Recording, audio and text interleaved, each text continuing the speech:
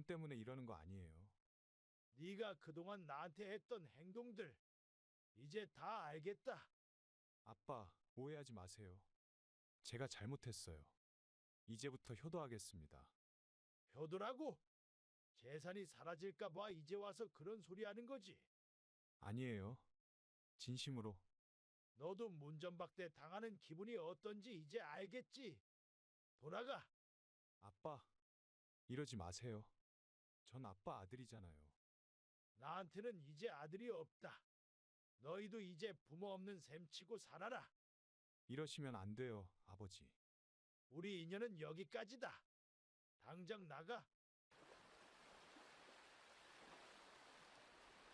저는 아내의 배신을 마주해야 했습니다. 아내가 외도 사실을 고백하던 그날, 흐린 하늘을 바라보며 멍하니 서 있었죠.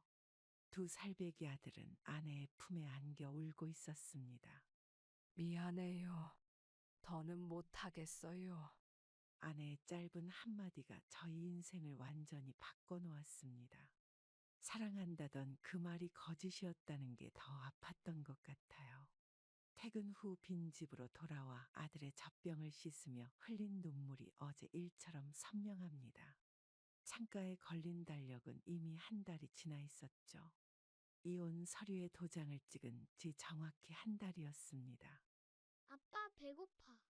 아들의 목소리에 정신이 들었습니다. 냉장고를 열어보니 아이가 먹을 만한 반찬이 없었죠.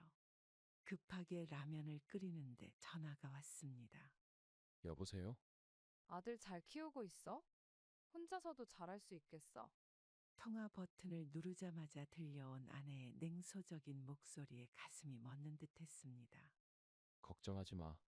네가 보내준 양육비로 잘 키울게. 저도 모르게 차가운 말투가 나왔습니다. 전화를 끊고 아들을 바라보니 눈물이 나왔죠. 회사에서는 이혼한 남자라는 소문이 돌았습니다. 동료들의 시선이 따가웠지만 아들을 위해 버텨야 했어요. 점심시간, 회사 근처 공원 벤치에서 도시락을 먹는데 과장님이 다가왔습니다. 김 대리, 힘들면 휴가 좀 써. 괜찮습니다. 일이 있어야 정신을 못 차리죠. 어느 날 퇴근길에 전 아내를 마주쳤습니다.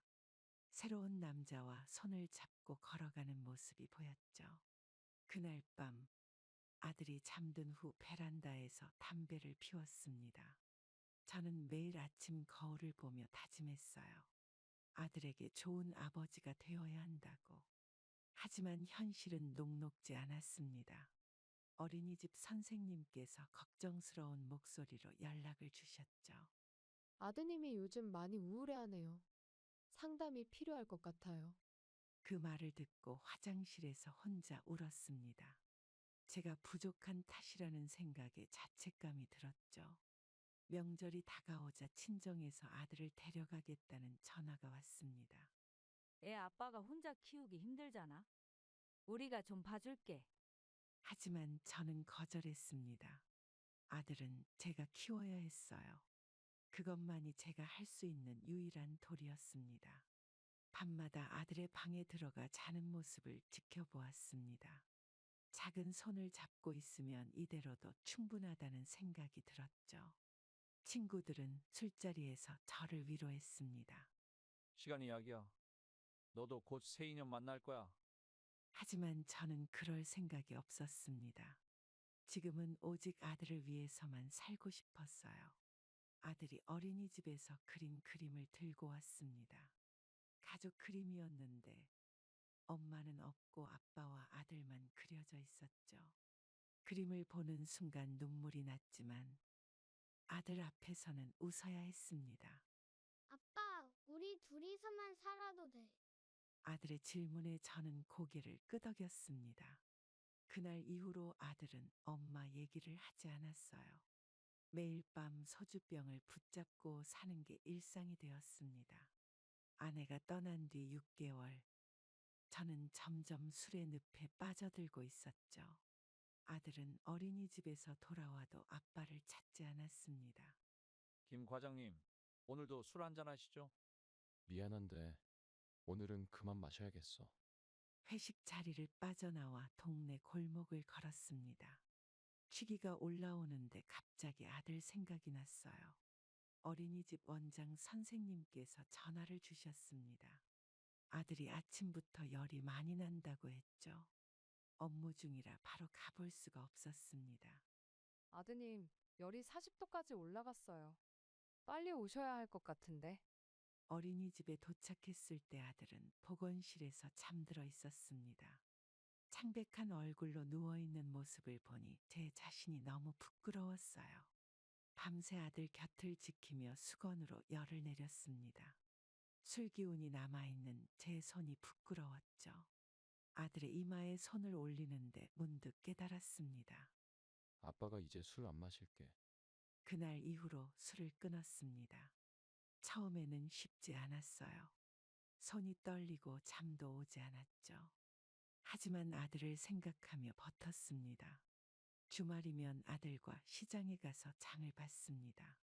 손잡고 걷는 길이 행복했죠.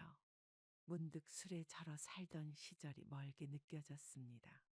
옆집 할머니께서 반찬을 갖다 주시면서 말씀하셨어요. 요즘 많이 달라진 것 같네. 얼굴색도 좋아지고. 저는 그저 웃으며 고개를 숙였습니다.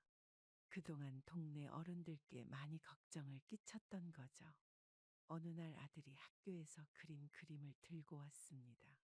술 취해 쓰러져 있는 아빠의 모습이었어요. 그림을 보는 순간 가슴이 무너졌습니다.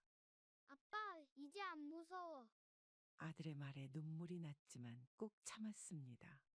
그날 밤 아들을 꼭 안아주었어요. 회사에서도 변화가 있었습니다. 술 냄새 나는 직원에서 성실한 직원으로 바뀌었죠. 과장님께서 칭찬해 주셨습니다. 요즘 일도 잘하고 많이 달라졌어. 승진 준비해. 부끄러웠지만 뿌듯했습니다. 아들에게 떳떳한 아빠가 되어가는 것 같았어요. 아들이 서대학교 입학식 날, 저는 처음으로 양복을 빌려 입었습니다. 허리 굽은 건설 노동자의 모습을 감추고 싶었죠. 캠퍼스 정문 앞에서 아들이 친구들과 이야기를 나누고 있었어요. 아빠, 여기서 기다리고 있어. 금방 올게. 그래, 어서 가봐. 아들은 친구들과 어울려 캠퍼스 안으로 사라졌습니다. 저는 멀리서 그 모습을 지켜보며 서 있었죠. 벤치에 앉아 다른 학부모들을 바라봤습니다. 고급스러운 옷차림의 부모님들이 자녀들과 사진을 찍고 있었어요. 여기가 우리 과 건물이에요. 아버지도 구경하시죠? 아니다, 네가 친구들이랑 다녀와. 캠퍼스 벤치에 홀로 앉아 도시락을 먹었습니다. 아침 일찍 일어나 김밥을 싸왔는데 먹을 엄두가 나지 않았죠. 옆자리의 부모님들은 자녀 자랑으로 시끌벅적했습니다. 의사가 될 아들, 판사가 될 딸 이야기를 하며 웃고 있었어요. 아들내미는 어떤 과에 입학했나요? 물리학과입니다. 더 이상의 대화는 나누지 않았습니다. 제 허름한 차림새가 부끄러워졌죠. 점심시간이 되자 학생 식당이 북적거렸습니다. 아들은 여전히 친구들과 어울려 다녔고, 저는 멀리서 지켜보기만 했어요. 아빠, 이제 집에 가도 돼. 나 기숙사 입사 수속 밟아야 해서. 1시간 만에 돌아온 아들이 말했습니다. 저는 아무 말 없이 고개를 끄덕였죠. 서울역으로 가는 전철 안에서 옆자리 승객의 대화가 들렸습니다. 아들의 입학식 사진을 보내달라고 했더니 문자가 왔습니다. 아빠, 미안해. 친구들이랑 찍느라 같이 못 찍었어. 한숨이 나왔습니다. 하지만 이해하려 노력했죠. 아들도 나름의 이유가 있겠지 싶었어요. 집에 돌아와 빌린 양복을 벗었습니다. 거울 속 제 모습이 초라해 보였지만 아들이 자랑스러웠어요. 이웃집 할머니께서 아들 소식을 물으셨습니다. 아들이 대학교 갔다면서? 역시 우리 동네에서 제일 똑똑했어. 마을 이장님도 축하 인사를 건네셨어요. 김 반장 아들이 서울에 있는 대학교 갔다고 들었네. 자랑스럽겠어. 저는 그저 웃으며 고개를 숙였습니다. 자부심과 동시에 왠지 모를 허전함이 밀려왔죠. 아들에게서 전화가 왔습니다. 아빠, 기숙사 잘 정리했어. 걱정하지 마. 짧은 통화였지만 아들의 목소리를 들으니 마음이 놓였습니다. 이제 정말 어른이 된 것 같았어요. 저녁에 동네 슈퍼에 들렀더니 주인 아저씨께서 말씀하셨습니다. 아들 서울 보냈다며? 이제 좀 쉬어야겠네. 쉴 수 있으면 좋겠지만 등록금을 위해 더 열심히 일해야 했습니다. 아들의 책상을 정리하다가 중학교 때 받은 상장들을 발견했어요. 그때는 제가 자랑스러워서 안아주던 아들인데 동료 경비원 아저씨가 커피를 건네며 말씀하셨습니다. 이제 아들 잘 될 거야. 김 반장이 고생한 보람이 있네. 그 말을 듣고 눈물이 났지만 꼭 참았습니다. 이제는 아들이 자신의 길을 찾아갈 시간이었으니까요. 시간이 흘러 아들은 결혼식 날짜를 잡게 되었습니다. 결혼식장 대기실에서 축의금 봉투를 만지작거렸습니다. 평생 모은 돈의 절반을 담았지만 아들 앞에서는 담담한 척했죠. 아들, 이거 받아. 아빠, 이렇게 많이 안 줘도 돼요. 봉투를 건네는 순간 아들의 눈빛에서 차가움이 느껴졌습니다. 축의금을 받는 손짓이 어색했죠. 웨딩홀 로비는 하객들로 북적거렸습니다. 며느리 측 하객들은 모두 고급 승용차를 타고 왔더군요. 줄의 선생님께서 제게 물으셨습니다. 아버님, 아드님 자랑 좀 해주시죠. 별로 할 말이 없습니다. 축사를 부탁받았지만 사양했어요. 며느리 아버님이 대신 하시겠다고 했죠. 피로 현장에서 며느리 가족들이 모여 이야기를 나누고 있었습니다. 그들 사이에 끼기가 어려웠어요. 옆 테이블에서는 며느리 친척들이 웃고 떠들었습니다. 해외여행 이야기, 골프 이야기가 오갔어요. 아버님, 식사는 하셨어요? 응, 잘 먹었다. 며느리가 다가와 물었지만 저는 짧게 대답하고 자리를 피했습니다. 동네 이웃들이 축하 인사를 건넸어요. 그들도 제 처지를 아는지 오래 머물지 않았습니다. 김 반장, 아들 장가 보내니 좋지. 그렇죠. 이제 제 역할은 끝난 것 같네요. 신랑 신부가 테이블을 돌며 인사를 했습니다. 제 자리에 왔을 때는 잠깐 눈인사만 하고 지나갔어요. 며느리 아버님이 건배 제의를 하셨습니다. 저는 멀리서 소주잔을 들었죠. 우리 사돈은 말이 없으시네요. 아버지가 원래 그러세요. 아들의 대답이 귀에 들렸습니다. 마음이 무거워졌지만 내색하지 않았어요. 결혼식이 끝나고 주차장으로 향했습니다. 아들이 뒤에서 불렀죠. 아빠, 이제 들어가세요. 그래, 잘 살아라. 허름한 봉고차에 올라탔습니다. 백미러로 보이는 웨딩홀이 점점 작아졌어요. 집으로 가는 버스 안에서 축의금 통장을 꺼내 보았습니다. 이제 남은 돈으로 노후를 준비해야 했죠. 아들에게서 전화가 왔습니다. 신혼여행 잘 다녀오겠다는 짧은 통화였어요. 아빠, 다음에 시간 되면 밥 한번 먹자. 그래, 조심히 잘 다녀와. 동네 슈퍼에서 소주 한 병을 샀습니다. 주인 아저씨가 말을 걸었죠.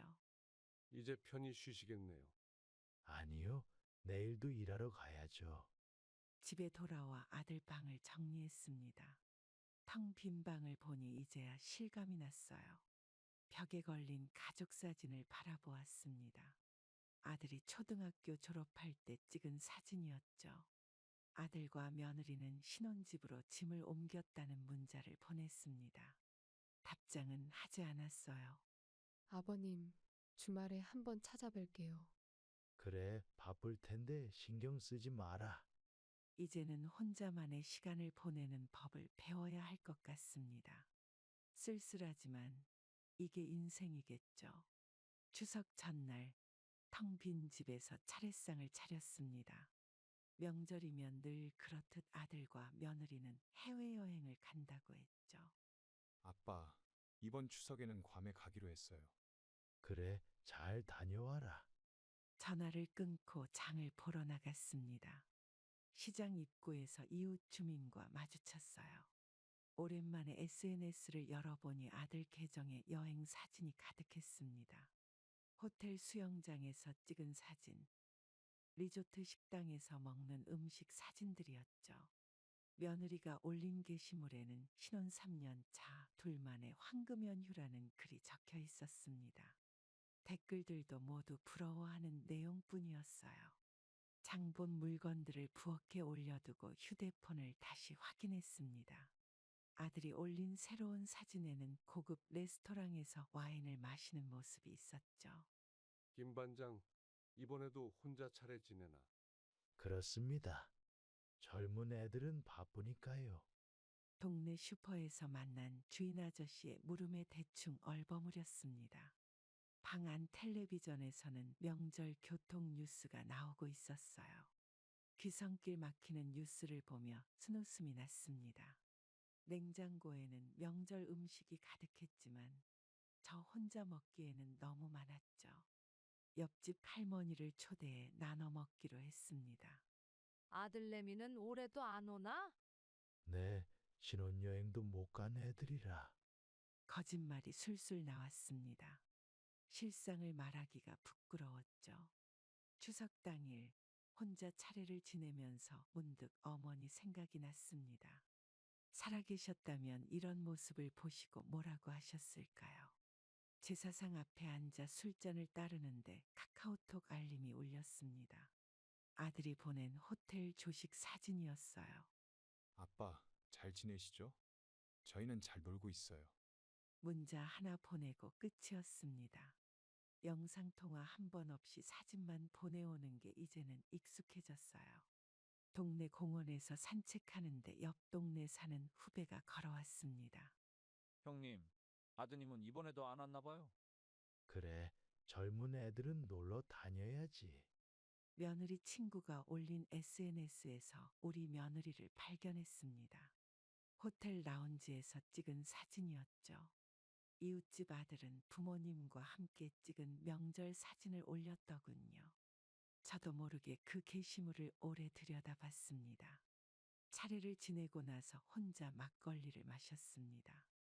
텔레비전에서는 명절 특집 프로그램이 나오고 있었어요. 아버님, 저희 내일 저녁에 도착할 것 같아요. 그래, 피곤할 텐데 집에 가서 쉬어. 며느리의 문자에 짧게 답장을 보냈습니다. 어차피 들르지 않을 거라는 걸 알았기 때문이죠. 명절 연휴가 끝나갈 무렵 아들이 보낸 마지막 여행 사진을 봤습니다. 공항 면세점에서 찍은 사진이었어요. 아빠, 선물 사왔어요. 다음에 시간 되면 찾아뵐게요. 이런 말도 이제는 익숙해졌습니다. 다음에라는 말이 언제인지는 묻지 않아요. 아버님, 다음 명절에는 꼭 찾아뵐게요. 그래, 다음에 보자. 이런 대화가 몇 년째 반복되고 있습니다. 이제는 기대도 하지 않게 됐죠. 명절이 끝나고 동네 노인정에 갔더니 비슷한 처지의 어르신들이 많았습니다. 그들의 이야기를 들으며 위안을 얻었어요. 아파트 단지 벤치에서 이웃집 김노인을 만났습니다. 매주 토요일이면 자식들과 산책을 한다며 자랑하시던 분이었죠. 이번 주말에도 애들이랑 등산 가기로 했어. 그러시군요. 좋으시겠어요. 저는 그저 웃으며 고개를 끄덕였습니다. 김노인의 자식 자랑은 이제 익숙해졌어요. 동네 슈퍼에서 우연히 김노인의 아들을 만났습니다.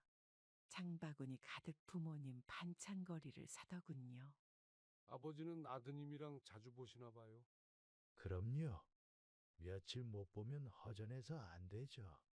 주말마다 부모님 집에 온다는 그의 말에 저도 모르게 한숨이 나왔습니다. 저녁 무렵 산책을 나갔다가 김노인 내외를 봤습니다. 자식들과 함께 걸으며 웃고 있었죠. 아버님, 다음에 같이 산책해요.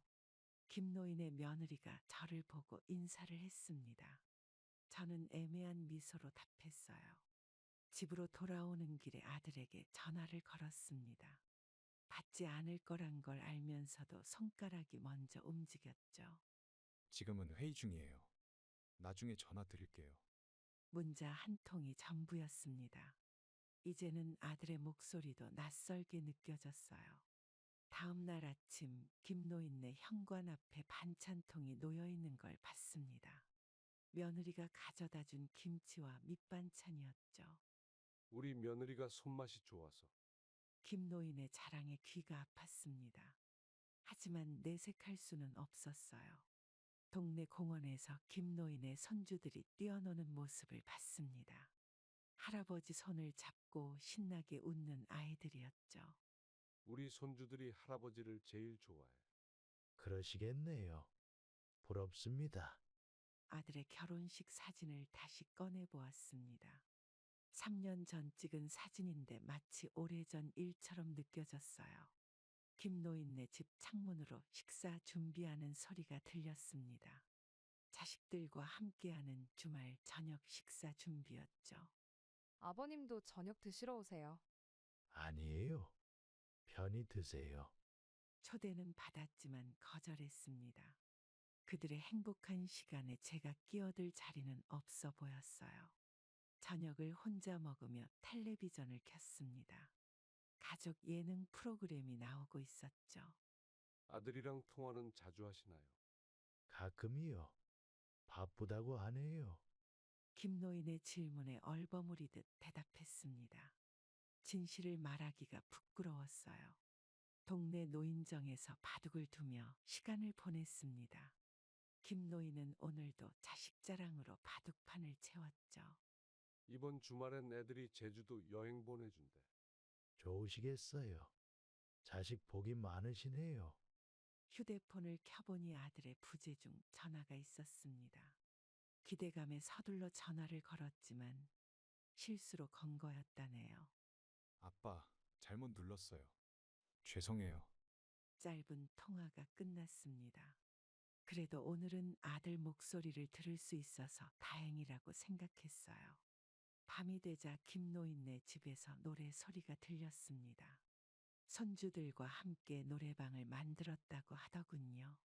우리 손주들이 할아버지 생신 축하해준다고. 창문 너머로 들리는 웃음소리에 발걸음을 돌렸습니다.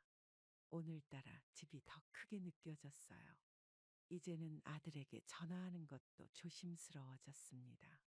방해가 될까봐, 귀찮은 아버지가 될까봐 두려웠죠. 아버님, 저희 아버님처럼 자주 오세요. 김노인 며느리의 말이 귓가에 맴돌았습니다. 하지만 그런 날은 오지 않을 거란 걸 알고 있었어요. 평범한 아침이었습니다. 창밖으로 흐린 하늘이 보였고 여느 때처럼 커피를 마시려는 찰나 전화가 왔어요. 여보세요. 최서방 돌아가셨다네. 어젯밤에. 동창의 총무에 떨리는 목소리였습니다. 50년 지기 친구 최 씨가 심근경색으로 갑자기 세상을 떠났다는 소식이었죠. 커피잔을 내려놓았습니다. 일주일 전만 해도 동창회 모임에서 만났던 친구였어요. 그때는 멀쩡해 보였는데 아니, 그래도 저번 주에 봤을 때는 그러게 말일세. 아들들 잘 키워놨다고 자랑하더니. 총무의 말에 가슴이 먹먹해졌습니다. 최 씨는 평소 자식 자랑이 입에 달고 살았죠. 장례식장으로 향하는 버스 안에서 창밖을 바라봤습니다. 비가 추적추적 내리기 시작했어요. 매표소 아주머니가 물으셨습니다. 어르신, 어디 가세요? 서울이요. 티켓을 받아들며 문득 생각했습니다. 나는 언제 저 세상으로 가게 될까? 그때는 누가 찾아와 줄까? 서울역에 도착하자 한기가 느껴졌습니다.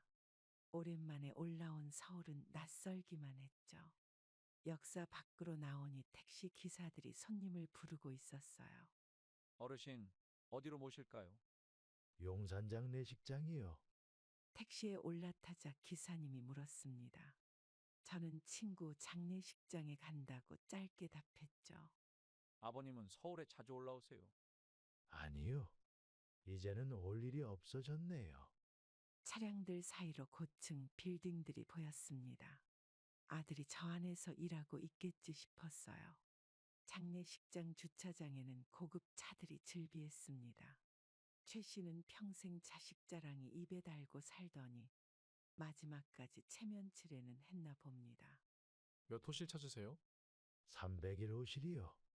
안내 데스크 직원의 물음에 대답하며 발걸음을 옮겼습니다. 엘리베이터를 타고 올라가는데 가슴이 무거워졌어요. 장례식장 복도에서 낯익은 얼굴들이 보였습니다. 초등학교 동창들이 하나둘 모여 있었죠. 김서방 왔나? 그래, 마지막 가는 길이라도 배웅해야지. 장례식장 301호실 앞에서 발걸음을 멈췄습니다. 문 너머로 들리는 고성이 장례식장의 무거운 공기를 깨뜨리고 있었어요. 형이 그동안 뭘 했다고 재산을 더 달라는 거야. 내가 아버지 회사 키우느라 얼마나 고생했는데. 최 씨의 두 아들이 서로를 향해 목소리를 높이고 있었습니다. 동창들은 고개를 숙인 채 자리를 피했죠. 이거 보시오. 평소에 효자 행세하더니 그러게 말이야. 아버지 몸도 식기 전에. 영정 앞에는 국화꽃만이 조용히 자리를 지키고 있었어요. 상주석에서는 며느리들끼리 티격태격하는 소리가 들렸습니다. 시아버지의 금반지가 문제였죠. 언니가 먼저 가져갔잖아요. 동서가 무슨 소리를 하는 거예요? 장례식장 구석에서 최 씨의 손주들은 게임에 열중이었습니다. 어른들의 다툼이 그들에겐 남의 일 같았어요. 엄마, 나 배고파. 조금만 기다려. 여기서 먼저 정리하고. 휴게실에서 차를 마시는데 최 씨의 부인이 다가왔습니다. 눈가에 피곤함이 가득했죠. 김서방, 잠깐 이야기 좀 할까요? 네, 말씀하세요. 최 씨의 부인은 자식들 때문에 속상하다며 눈물을 보였습니다. 남편이 평생 모은 재산이 자식들의 싸움으로 변해버렸다고 했어요. 장례식장 박벤치에 앉아 담배를 꺼내 물었습니다. 해가 저물어 가는데 장례식장 안의 다툼은 끝날 기미가 보이지 않았습니다. 최 씨의 큰아들이 변호사와 통화하는 모습이 보였습니다. 아버지의 장례식장에서 상속 문제를 상담하고 있었죠. 아버님 재산이 얼마나 된다고 그래? 네가 뭘 알아? 회사 주식만 해도 어마어마한데 말이야. 형제 간의 다툼은 점점 더 격해졌습니다. 조문객들은 하나둘 자리를 피했어요. 장례식장 직원이 조심스레 다가와 말했습니다. 상주분들께서 조금만 조용히 해주시면 감사하겠습니다. 하지만 그 말은 아무도 듣지 않았어요. 저녁이 되자 최 씨의 친구들이 자리를 정리했습니다. 더는 지켜보기 힘들었나 봅니다. 김서방 우리도 이만 가세. 그래요. 발걸음이 무겁네요. 장례식장을 나서는데 최 씨의 작은 아들이 통장을 들고 뛰어가는 모습이 보였습니다. 아버지의 통장을 찾으러 갔다고 하더군요. 옆자리 손님과 짧은 대화를 나눴습니다.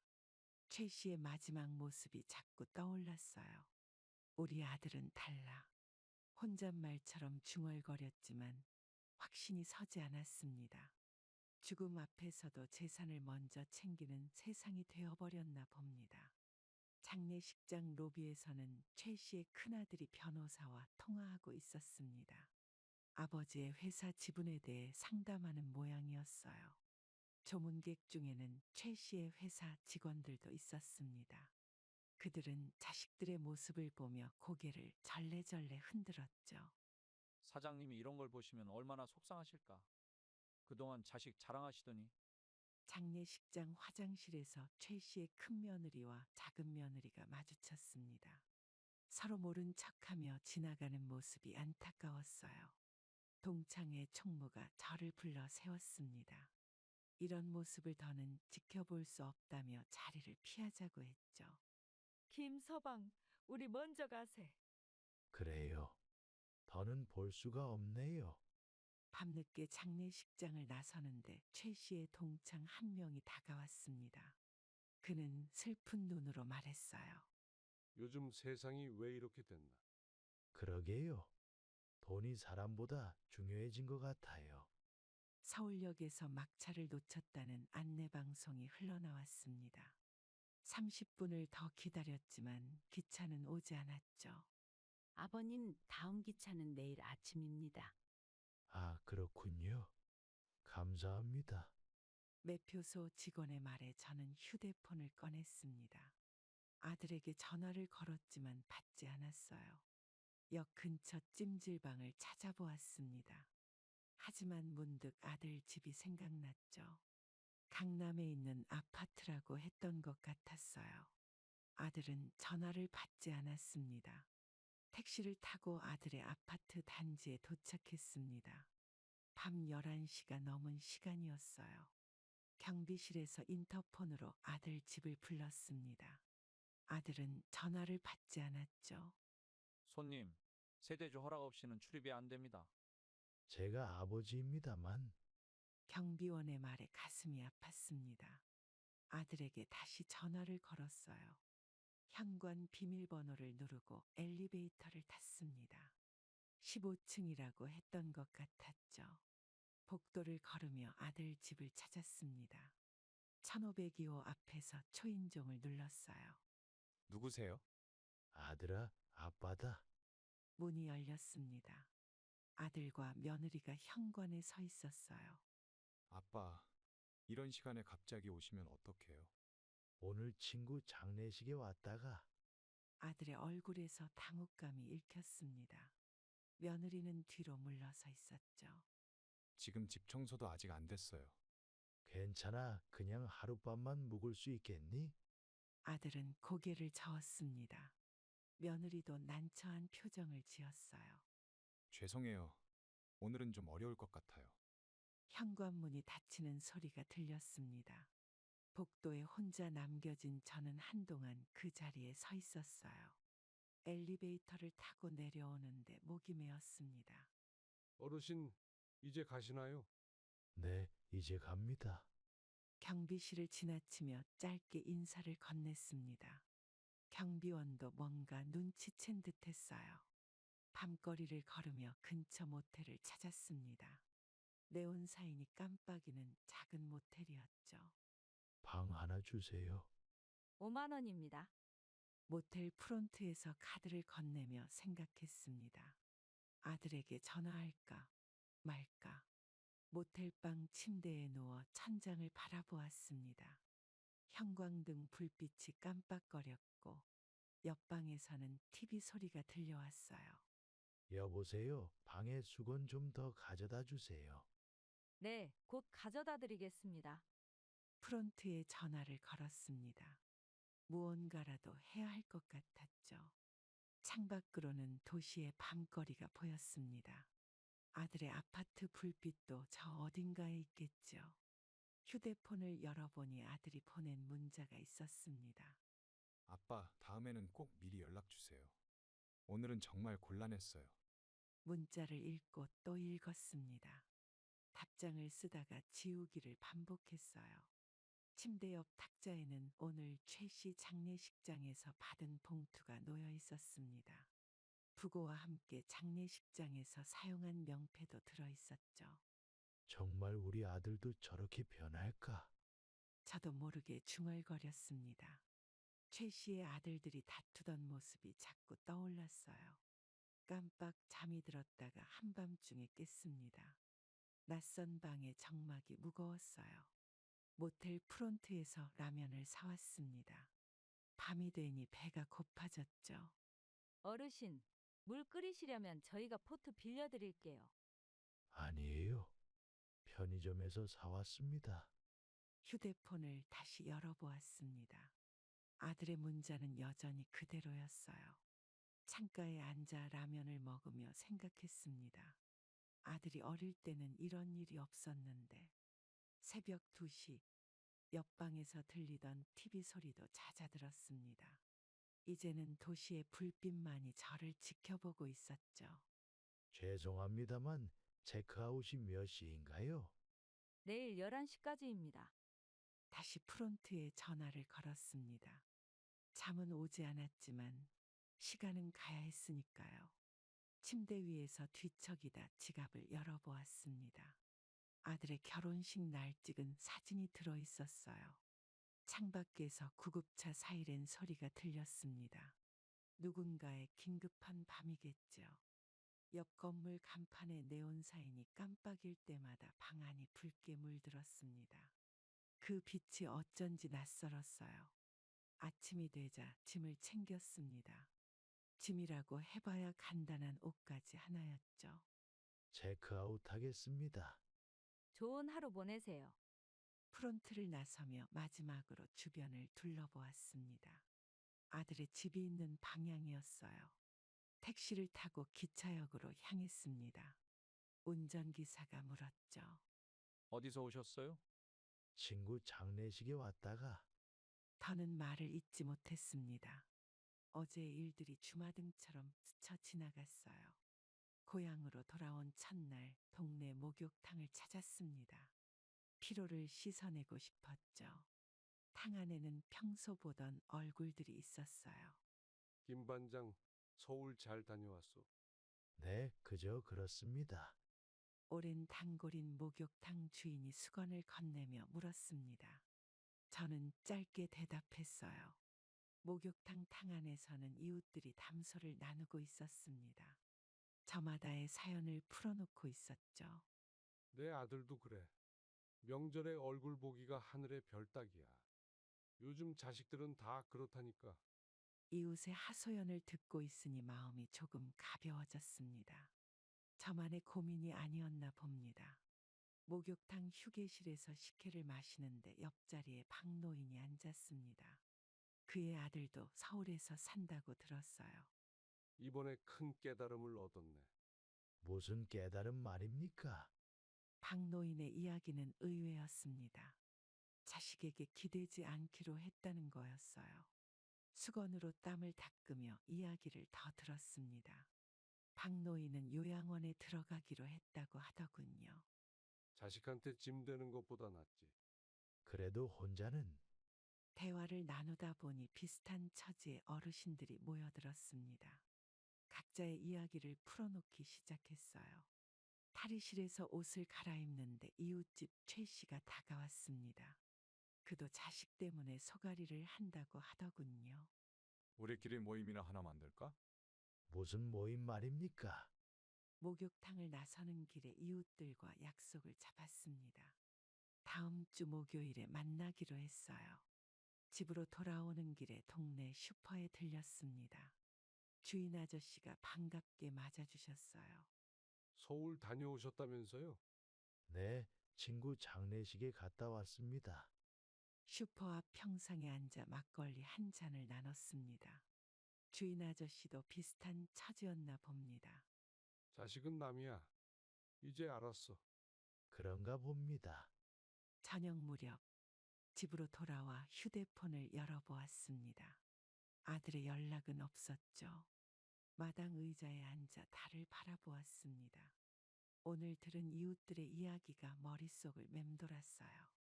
옆집에서 텔레비전 소리가 들렸습니다. 뉴스에서는 노인 복지에 대해 이야기하고 있었죠. 동네 복지관에서 처음 박할머니를 만났습니다. 도예교실에서 흙을 만지고 계시던 분이었죠. 어르신도 도자기 만들어 보세요. 저는 처음이라. 박할머니는 제 손을 잡아 도자기 물레 앞에 앉혔습니다. 처음 해보는 일이라 어색했어요. 도자기를 만들며 박할머니의 이야기를 들었습니다. 그녀도 자식들과 연이 끊어진 지 오래됐다고 했어요. 자식은 남이야. 이제라도 당신 자신을 위해 사세요. 하지만 그래도 자식인데. 박할머니의 말씀은 충격적이었습니다. 하지만 그 말에 진심이 담겨 있다는 걸 느낄 수 있었어요. 도자기 수업이 끝나고 복지관 카페에서 차를 마셨습니다. 박할머니는 자신의 지난 날을 이야기해 주셨죠. 나도 처음엔 많이 울었어. 근데 이제는 행복해. 어떻게 그렇게 달라지셨나요? 박할머니는 취미 생활을 시작하면서 달라졌다고 했습니다. 도자기를 만들고 여행을 다니고 봉사활동도 하면서요. 복지관 게시판에는 다양한 프로그램 안내문이 붙어 있었습니다. 요가, 서예, 노래교실. 처음 보는 것들이었죠. 내일은 등산 모임이 있는데 같이 가실래요? 제가 할 수 있을까요? 박할머니는 제 어깨를 두드리며 웃으셨습니다. 새로운 시작은 늘 두렵지만 해볼 만하다고 하시더군요. 복지관을 나서는 길에 문화센터 안내 책자를 받았습니다. 처음으로 저를 위한 무언가를 찾아보게 됐어요.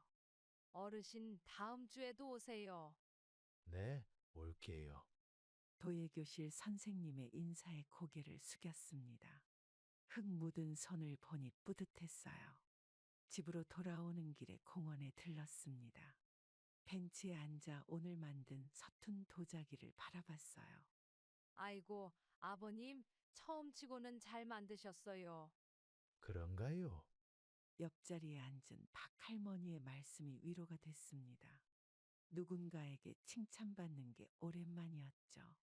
도자기 만들기 책을 샀습니다. 처음으로 제 취미를 위해 돈을 쓴 것 같아요. 내일은 산책 모임도 있어요. 오실 거죠? 네, 한번 해볼게요. 박할머니는 저에게 새로운 세상을 보여주셨습니다. 자식만이 전부가 아닌 저를 위한 삶이 있다는 걸요. 마당에 앉아 달을 보며 생각했습니다. 이제는 달라져야 할 때인가 봅니다. 은행에 들어서자 통장 몇 개가 무겁게 느껴졌습니다. 평생 모아둔 재산을 정리하러 온 거였죠. 어떻게 도와드릴까요? 통장 정리하려고 왔습니다. 창구 직원이 통장을 확인하더니 놀란 눈치였습니다. 오래된 통장마다 꾸준히 모아둔 돈이 있었어요. 은행 상담실에서 차를 마시며 이야기를 나눴습니다. 직원은 재테크 상품을 권했지만 저는 다른 계획이 있었죠. 요양원 비용이랑 여행 자금으로 나누고 싶습니다. 아드님과 상의하신 건가요? 직원의 질문에 고개를 저었습니다. 이제는 제 삶을 위한 결정을 하고 싶었어요. 부동산 중개소에도 들렸습니다. 집을 내놓으려고요. 세입자 구하시나요? 매매로 내놓으려고요. 중개인은 제 집이 꽤 좋은 위치에 있다고 했습니다. 시세보다 조금 높게 내놓아도 될 것 같다네요. 동네 노인정에서 만난 친구들과 이야기를 나눴습니다. 요양원에 대한 정보를 얻고 싶었어요. 강원도에 좋은 데가 있다던데. 제주도는 어때? 공기도 좋고. 친구들의 조언을 들으며 메모를 했습니다. 이제는 제 미래를 준비할 시간이에요. 복지관에서 만난 박할머니도 조언을 해주셨습니다. 돈은 있을 때 써야 해요. 맞아요. 이제 그걸 알았어요. 통장 정리를 마치고 나오는데 마음이 홀가분했습니다. 평생 자식을 위해 모아둔 돈이었는데 이제는 저를 위해 쓸 수 있다는 게 신기했어요. 여행사에 들러 팸플릿을 몇 장 받았습니다. 유럽 배낭여행이라는 글자가 눈에 띄었죠. 어르신도 해외여행 가시나요? 네, 한번 가보려고요. 카페에 앉아 여행 계획을 세웠습니다.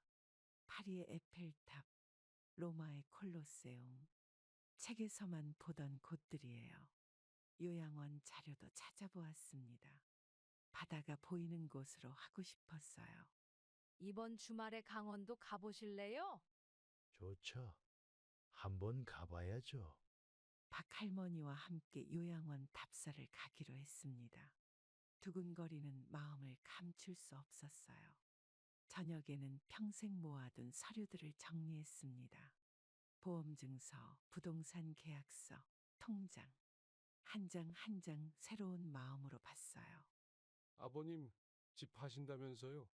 네, 이제 새로운 시작을 하려고요. 이웃들도 제 결정을 응원해 주었습니다. 더는 주저하지 않아도 될 것 같았어요. 달력을 보며 여행 일정을 짰습니다. 봄에는 유럽, 가을에는 요양원. 처음으로 제 미래를 그려보는 시간이었죠. 인생은 짧아요. 하고 싶은 거 다 해보세요. 네, 이제야 그걸 알았네요. 박할머니의 말씀이 가슴에 와닿았습니다. 이제는 정말 새로운 시작을 할 때가 된 것 같아요. 우연히 찾아간 도자기 동호회에서 처음으로 흙을 만졌습니다. 투박한 손으로 물레를 돌리는 게 어색했죠. 천천히 하세요. 흙이 말하는 대로 따라가면 돼요. 이렇게 하는 게 맞나요? 강사님이 제 손을 잡아 이끌어 주셨습니다. 처음 만든 도자기는 찌그러진 모양이었어요. 동호회 회원들은 대부분 저와 비슷한 처지였습니다. 자식들과 떨어져 사는 분들이 많았죠. 여기 오면 시간 가는 줄 모르겠어. 그러게 말이에요. 이렇게 재미있는 걸 왜 진작 안 했나 싶어요. 물레를 돌리다 보니 어느새 점심시간이 됐습니다. 회원들과 함께 도시락을 먹으며 이야기를 나눴어요. 처음으로 완성한 도자기는 작은 찻잔이었습니다. 모양은 완벽하지 않았지만 제 손으로 만든 거라 특별했죠. 이번 주말에 가마에 구워볼까요? 벌써요. 아직 서툰데. 강사님은 웃으시며 괜찮다고 하셨습니다. 실패해도 그게 또 하나의 작품이 된다고요. 가마에서 구워진 찻잔을 받아들었습니다. 푸른빛 유약이 입혀진 도자기가 햇빛에 반짝였어요. 와, 첫 작품치고는 잘 만드셨네요. 감사합니다. 덕분에 새로운 재미를 찾았어요. 동호회 회원들과 차를 마시는 시간이 늘어났습니다. 각자의 찻잔에 직접 만든 닭이로 차를 따르는 재미가 쏠쏠했죠.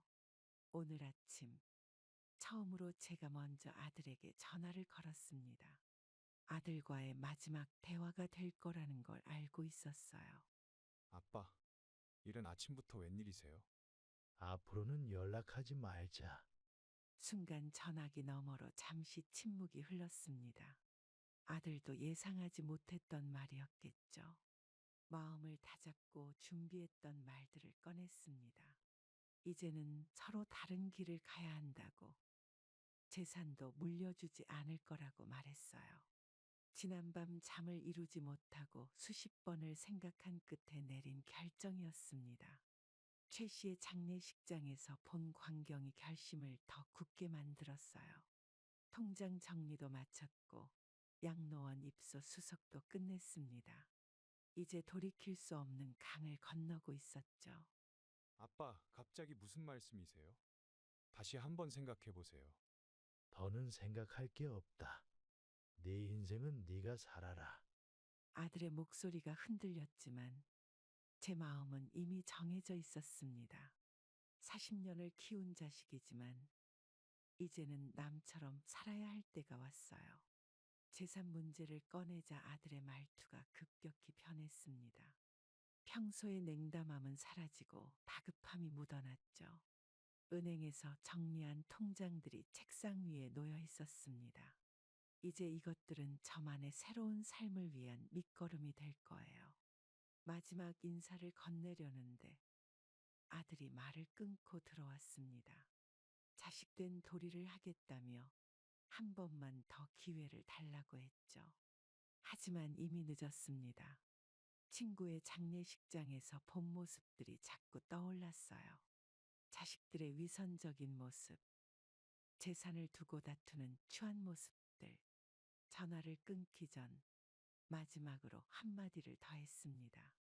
이제는 저도 제 삶을 살겠다고요. 이제 끊는다. 잘 살아라. 아빠, 잠깐만요. 제 말 좀. 통화 버튼을 눌렀습니다. 이제 정말 끝이구나 싶었어요. 휴대폰을 서랍 속에 넣었습니다. 번호를 바꾸고 새로운 시작을 하기로 했어요. 이상하게도 마음이 편안해졌어요. 짐을 챙기며 방 안을 둘러보았습니다. 이제 이곳에서의 기억도 모두 접어두어야 할 때가 됐네요. 아들과의 마지막 통화를 마치고 나니 어깨에 얹혀있던 무게가 사라진 것 같았습니다. 이제야 진정한 자유를 찾은 기분이었어요. 저녁 무렵 갑자기 초인종이 울렸습니다. 이 시간에 찾아올 사람이 없는데 이상하다 싶었죠. 아빠, 저희예요. 문 좀 열어주세요. 잠깐만 이야기하면 돼요. 현관문 너머로 아들과 며느리의 목소리가 들렸습니다. 전화를 끊고 몇 시간 만에 방문이었어요. 창문으로 밖을 내다보니 고급 승용차 한 대가 주차되어 있었습니다. 서울에서 급하게 내려온 모양이에요. 문을 열자 아들과 며느리가 서 있었습니다. 평소와는 다른 공손한 표정을 짓고 있었죠. 아버님, 저희가 잘못했어요. 아빠, 우리 다시 한 번만 기회를 주세요. 현관문 앞에서 저는 말없이 그들을 바라보았습니다. 목소리는 낮췄지만 눈빛은 재산에 대한 걱정으로 가득했어요. 며느리의 손에는 고급 과일 바구니가 들려 있었습니다. 지난 3년간 명절에도 오지 않던 그들이었는데 이제야 찾아온 이유가 뻔했죠. 아들은 자꾸 발걸음을 안으로 옮기려 했습니다. 하지만 저는 문을 더 열어주지 않았어요. 서울 집에서 제가 그랬던 것처럼 현관문 앞에 그대로 서 있게 했습니다. 그때 제 마음을 이제는 그들도 알게 될 거예요. 아들은 계속해서 말을 이었습니다. 효도하겠다. 잘못했다. 하지만 그의 목소리에는 진심이 느껴지지 않았어요. 며느리는 안절부절 못하는 모습이었습니다. 과일 바구니를 들고 있는 손이 떨리는 게 보였죠. 옆집에서 나오던 이웃이 이 광경을 보고 슬그머니 들어갔습니다. 창피한 상황이 된 걸 아들도 알았는지 목소리를 낮췄어요. 아빠, 우리 얘기 좀. 더 할 말 없다. 돌아가. 현관문을 닫으려는데 아들이 발을 걸었습니다. 그때 며느리가 놓친 과일 바구니가 바닥에 떨어졌어요. 굴러다니는 사과를 보며 생각했습니다. 그들에게 저는 그저 재산을 지켜주는 관리인 같은 존재였겠죠. 마지막으로 한마디를 남겼습니다. 이제는 부모 자식의 연이 끊어졌다고요. 현관문을 닫고 거실로 돌아왔습니다. 밖에서는 아직도 그들의 발걸음 소리가 들렸어요. 아침 일찍 동네 둘레길로 나왔습니다. 김 반장님도 산책하러 오셨어요? 네, 날도 좋은데 걸어볼까 해서요. 동네 약국 원장님과 마주쳤습니다. 매일 아침 이 시간에 산책하신다고 들었어요. 둘레길은 생각보다 한적했습니다. 몇몇 주민들만 보이고 새소리와 바람 소리가 귓가를 스쳤죠.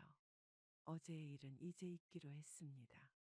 아들과 며느리가 찾아왔다 돌아간 것도 이제는 지나간 일이에요. 약국 원장님께서 맥박을 재보시더니 아직 건강하다고 하셨습니다. 요양원은 좀 이른 것 같다는 말씀도 해주셨어요. 등산로 입구에서 동네 노인 회장님을 만났습니다. 매일 이 시간에 산에 오르신다고 하더군요. 우리 동네 둘레길이 최고야. 공기도 좋고. 그러게요. 이제야 이런 여유를 느끼네요. 산책로를 따라 걸으며 동네 풍경을 눈에 담았습니다. 40년을 살았는데도 이렇게 걸어본 적은 처음이었어요. 동네 텃밭에서는 할머니들이 모여 상추를 수확하고 계셨습니다. 저도 한 구석을 빌려 농사를 지어볼까 생각했어요. 몸이 건강할 때까지는 이곳에서 지내기로 했습니다. 요양원은 나중에 가도 늦지 않을 것 같았어요. 둘레길 중간에 있는 정자에 앉아 잠시 쉬었습니다. 동네가 한눈에 내려다 보였죠. 김 반장, 우리 매일 아침 여기서 만나요. 그래요. 좋은 생각이네요. 약국 원장님의 제안에 흔쾌히 동의했습니다.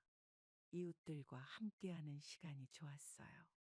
길가에 핀 들꽃을 보며 도자기 문양으로 써먹어 볼까 생각했습니다. 둘레길을 한 바퀴 돌고 나니 몸이 가벼워졌습니다. 마음의 무게도 조금은 덜어낸 것 같았죠. 이번엔 뭘 만들어 볼까요? 꽃병을 한번 만들어 보고 싶네요.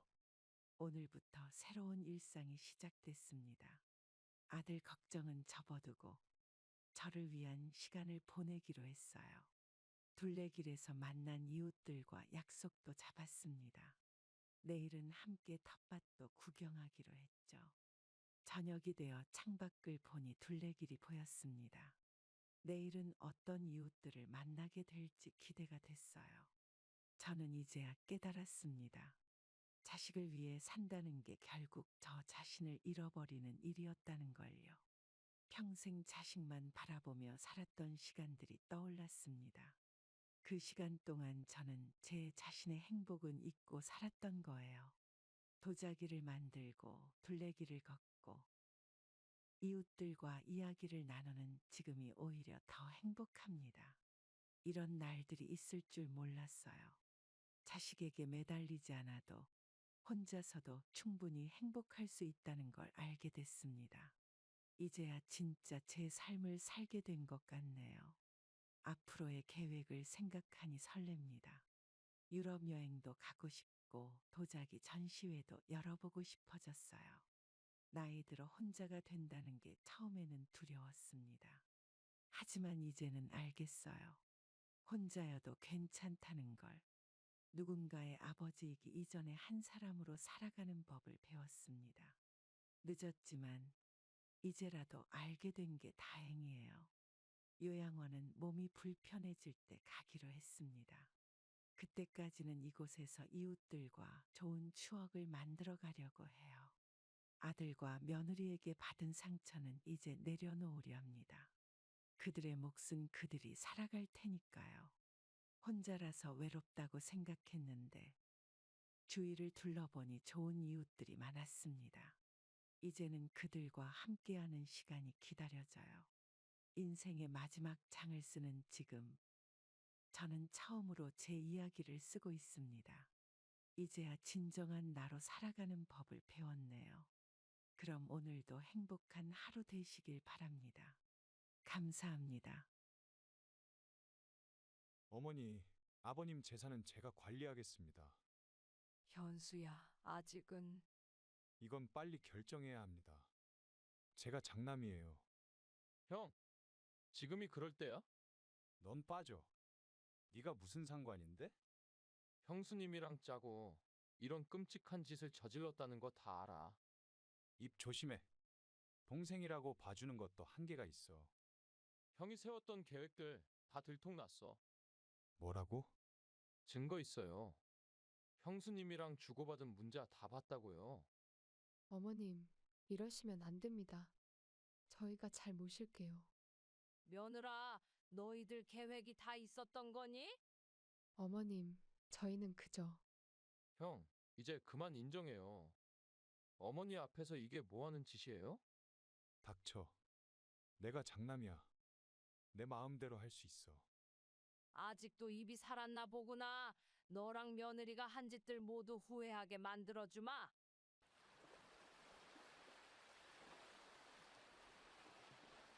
남편과의 마지막 이별을 준비하던 날이었습니다. 장례식장 창밖으로 비가 그치고 노을이 지기 시작했어요. 처음으로 맞이하는 혼자만의 시간이 두려웠죠. 어머니, 이제 들어가서 쉬세요. 피곤하실 텐데. 큰아들 현수가 저를 부축해 안으로 들어갔습니다. 검은 옷을 입은 조문객들 사이로 작은아들 민수도 보였어요.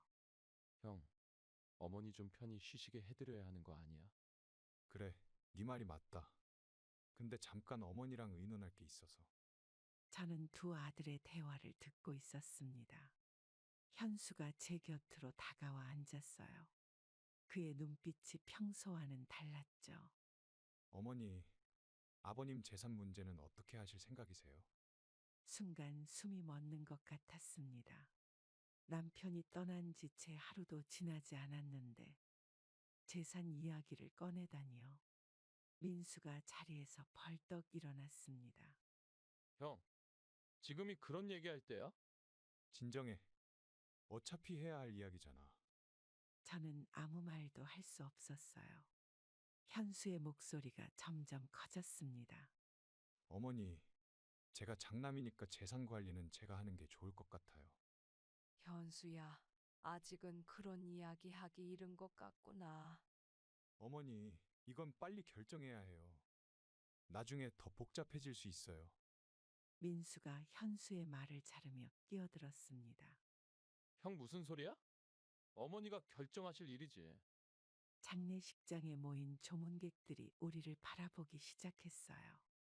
현수의 얼굴이 굳어졌습니다. 어머니, 제 말씀 한 번만 생각해 보세요. 제가 잘 모실게요. 저는 고개를 숙인 채 대답했습니다.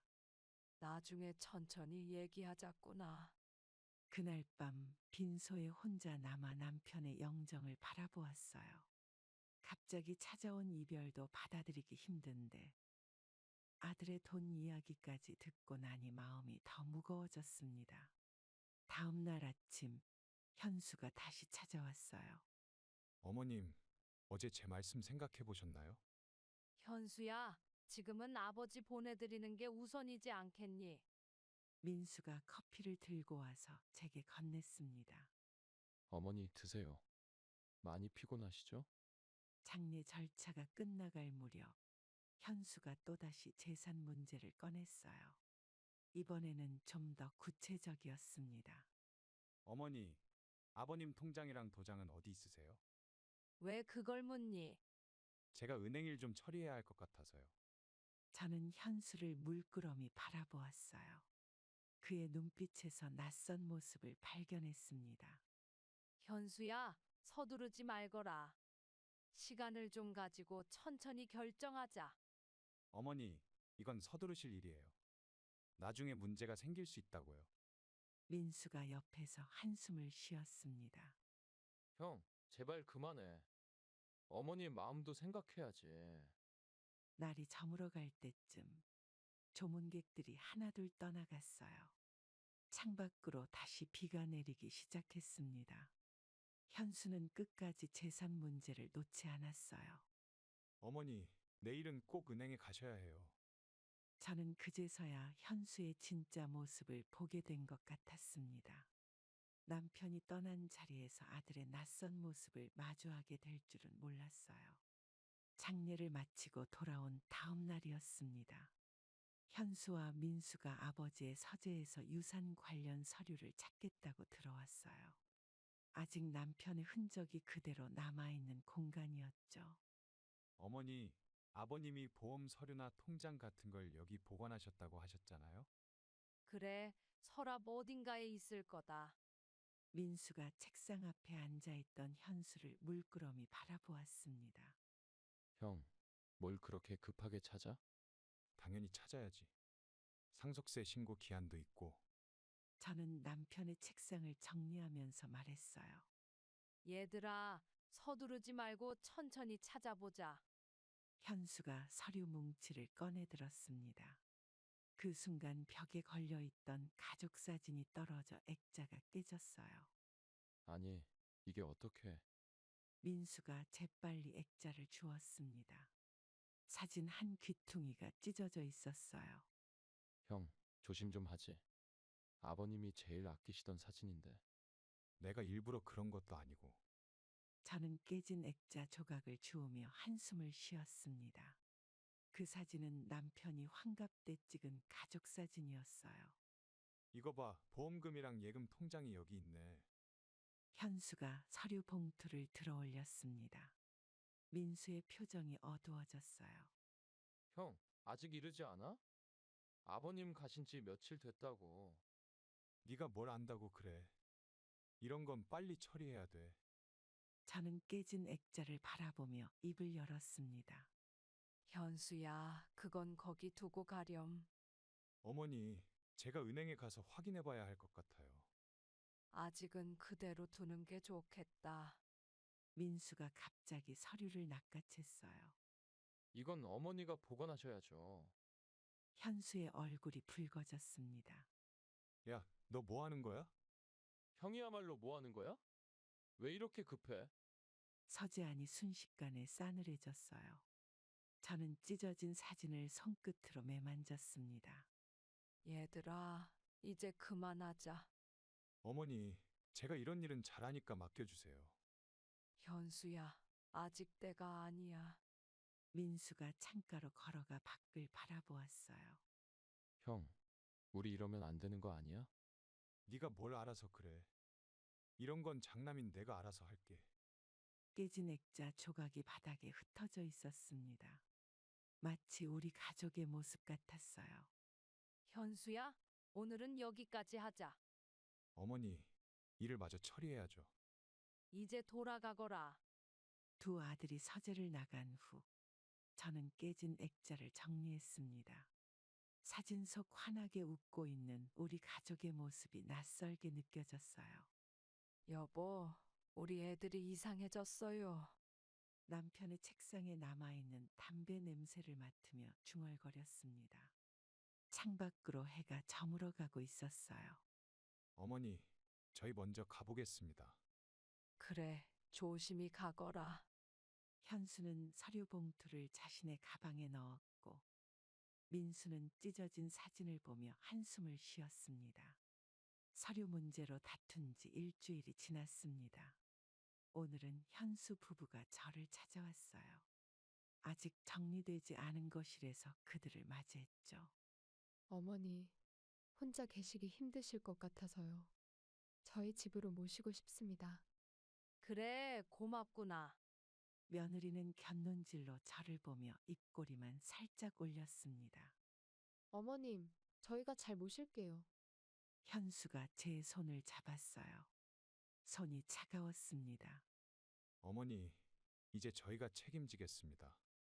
걱정하지 마세요. 저는 창밖을 바라보았습니다. 살던 집을 떠난다는 게 쉽지 않았어요. 며느리가 거실을 둘러보며 말했죠. 어머님, 필요한 건 다 가져가세요. 저희 집은 충분히 넓으니까요. 그때 민수가 예고 없이 들어왔습니다. 현관문이 열리는 소리에 모두가 고개를 돌렸어요. 어머니, 무슨 일 있으세요? 민수야, 형수랑 형이 왔다. 민수의 얼굴이 굳어졌습니다. 며느리는 자리에서 일어나 주방으로 향했어요. 차라도 한 잔 드릴게요. 형, 갑자기 어머니를 모시겠다는 게 무슨 소리야? 현수가 팔짱을 끼며 대답했습니다. 당연한 거 아니야? 어머니 혼자 계시는 게 걱정되잖아. 민수가 제 옆으로 다가와 앉았어요. 어머니, 여기가 편하시잖아요. 굳이 이사하실 필요 없어요. 며느리가 차를 들고 나왔습니다. 쟁반 위에 찻잔이 미세하게 흔들렸어요. 민수 씨도 한 잔 하세요. 됐어요. 현수가 자리에서 일어나 서성거렸습니다. 어머니, 이번 주말에 이사하시는 게 어떠세요? 그렇게 서두를 일은 아닌 것 같은데. 며느리가 끼어들었어요. 어머님, 빨리 결정하시는 게 좋을 것 같아요. 정리하실 것도 많으시잖아요. 민수가 갑자기 목소리를 높였습니다. 형수님, 왜 자꾸 서두르세요? 어머니의 마음도 모르시면서. 거실에 침묵이 내려앉았어요. 며느리의 표정이 순간 일그러졌다가 금세 미소로 바뀌었습니다. 민수 씨, 저희가 걱정돼서 그러는 건데. 걱정이요? 뭐가 그렇게 걱정되시는데요? 현수가 동생의 어깨를 잡았습니다. 야, 너 왜 이래? 형수한테 무슨 말버릇이야? 저는 차를 마시며 조용히 지켜보았어요. 며느리의 미소 뒤에 숨겨진 차가움이 느껴졌습니다. 어머님, 생각해 보시고 말씀해 주세요. 저희는 언제든 모실 준비가 되어 있어요. 알았다, 며느라. 현수 부부가 돌아간 후 민수가 남았습니다. 그는 한참을 말없이 앉아 있다가 입을 열었어요. 어머니, 형수님 표정 보셨어요? 무슨 뜻이니? 진심이 아닌 것 같아요. 뭔가 다른 계획이 있는 것 같은데. 저는 민수의 말을 곱씹어 보았습니다. 며느리의 미소가 떠올랐어요. 어머니, 절대 가시면 안 돼요. 민수야, 형도 많이 변했어요. 예전 같지 않아요. 창밖으로 해가 저물어 갔습니다. 저녁 무렵의 햇살이 거실을 붉게 물들였어요. 어머니, 제가 자주 올게요. 혼자 계시는 거 걱정 마세요. 그래. 민수가 떠난 후 저는 오래도록 창밖을 바라보았습니다. 며느리의 차가운 미소가 자꾸 떠올랐어요. 이사를 결정한 날이었습니다. 40년 동안 살았던 집을 정리하면서 구석구석을 닦고 있었어요. 마지막 대청소를 하는 마음이 복잡했죠. 어머니, 무슨 생각하세요? 아니다, 민수야. 저는 먼지 쌓인 탁자를 닦으며 한숨을 쉬었어요. 아침부터 이것저것 정리하다 보니 허리가 아팠습니다. 어머니, 잠깐 쉬세요. 제가 할게요. 민수가 걸레를 가져가려 했지만 저는 놓지 않았습니다. 마지막으로 제 손으로 정리하고 싶었어요. 괜찮아. 네가 부엌 좀 봐줘. 거실 창문을 열자 봄바람이 불어왔습니다. 아버지가 직접 심었던 마당에 매화나무가 보였어요. 형이 어머니 재산 노리는 거 뻔히 보이잖아요. 민수야, 그런 말 하지 마라. 현관문 소리가 들렸습니다. 현수와 며느리가 들어왔어요. 어머님, 짐은 다 정리하셨나요? 아직 조금 남았다. 며느리가 거실을 둘러보더니 인상을 찌푸렸습니다. 어머님, 이 가구들은 다 버리시는 게 좋을 것 같아요. 저희 집에는 새 가구가 있으니까요. 이건 다 아버지가 아끼던 거라. 현수가 말을 끊었습니다. 어머니, 이제 새 출발하시는 거예요. 옛날 물건에 연연하지 마세요. 민수가 부엌에서 나왔어요. 형수를 보자 표정이 굳어졌습니다. 이게 다 어머니 물건이에요. 어머니가 결정하실 일이죠. 며느리가 미소를 지었지만 눈빛은 차가웠습니다. 민수 씨, 저희가 어머님 편하시라고 하는 말인데요. 저는 걸레를 들고 방으로 향했습니다. 방문을 열자 아버지의 옷장이 보였어요. 어머니, 이것도 정리하셔야 해요. 내가 알아서 할게. 민수가 제 뒤를 따라왔습니다. 어머니, 정말 가실 거예요? 창밖에서 새소리가 들렸어요. 아버지는 이 방에서 매일 아침 새소리를 들으며 하루를 시작했습니다. 민수야, 이제 그만 가보렴. 어머니, 해가 저물어 갔습니다. 가족 사진이 걸린 벽을 바라보며 오래도록 생각에 잠겼어요. 어머님, 내일 이사차가 오기로 했어요. 그래. 며느리가 현관에서 신발을 신으며 말했습니다. 짐은 최소한만 가져가세요. 새로 사드릴 테니까요. 저는 대답하지 않았어요. 밤이 되자 집안이 조용해졌습니다. 40년의 시간이 이렇게 끝나는구나 싶었어요. 현수의 집으로 이사한 첫날이었습니다. 며느리가 저녁 식사를 준비한다며 분주히 움직였어요. 상다리가 휘어질 정도로 음식을 차려놓았죠. 어머님, 이제부터 여기가 어머님 집이니까 편하게 지내세요. 그래, 고맙다. 현수가 거실에서 신문을 보다가 말했습니다. 어머니, 방은 마음에 드세요? 저는 수저를 들며 대답했어요. 며느리가 차려놓은 음식이 낯설었습니다. 좋구나. 신경 써줘서 고마워. 며느리가 밥을 떠서 제 앞에 놓았어요. 어머님, 저희가 모시게 되어 영광이에요. 아버님도 좋아하실 것 같아요. 식탁 위로 무거운 침묵이 내려앉았습니다.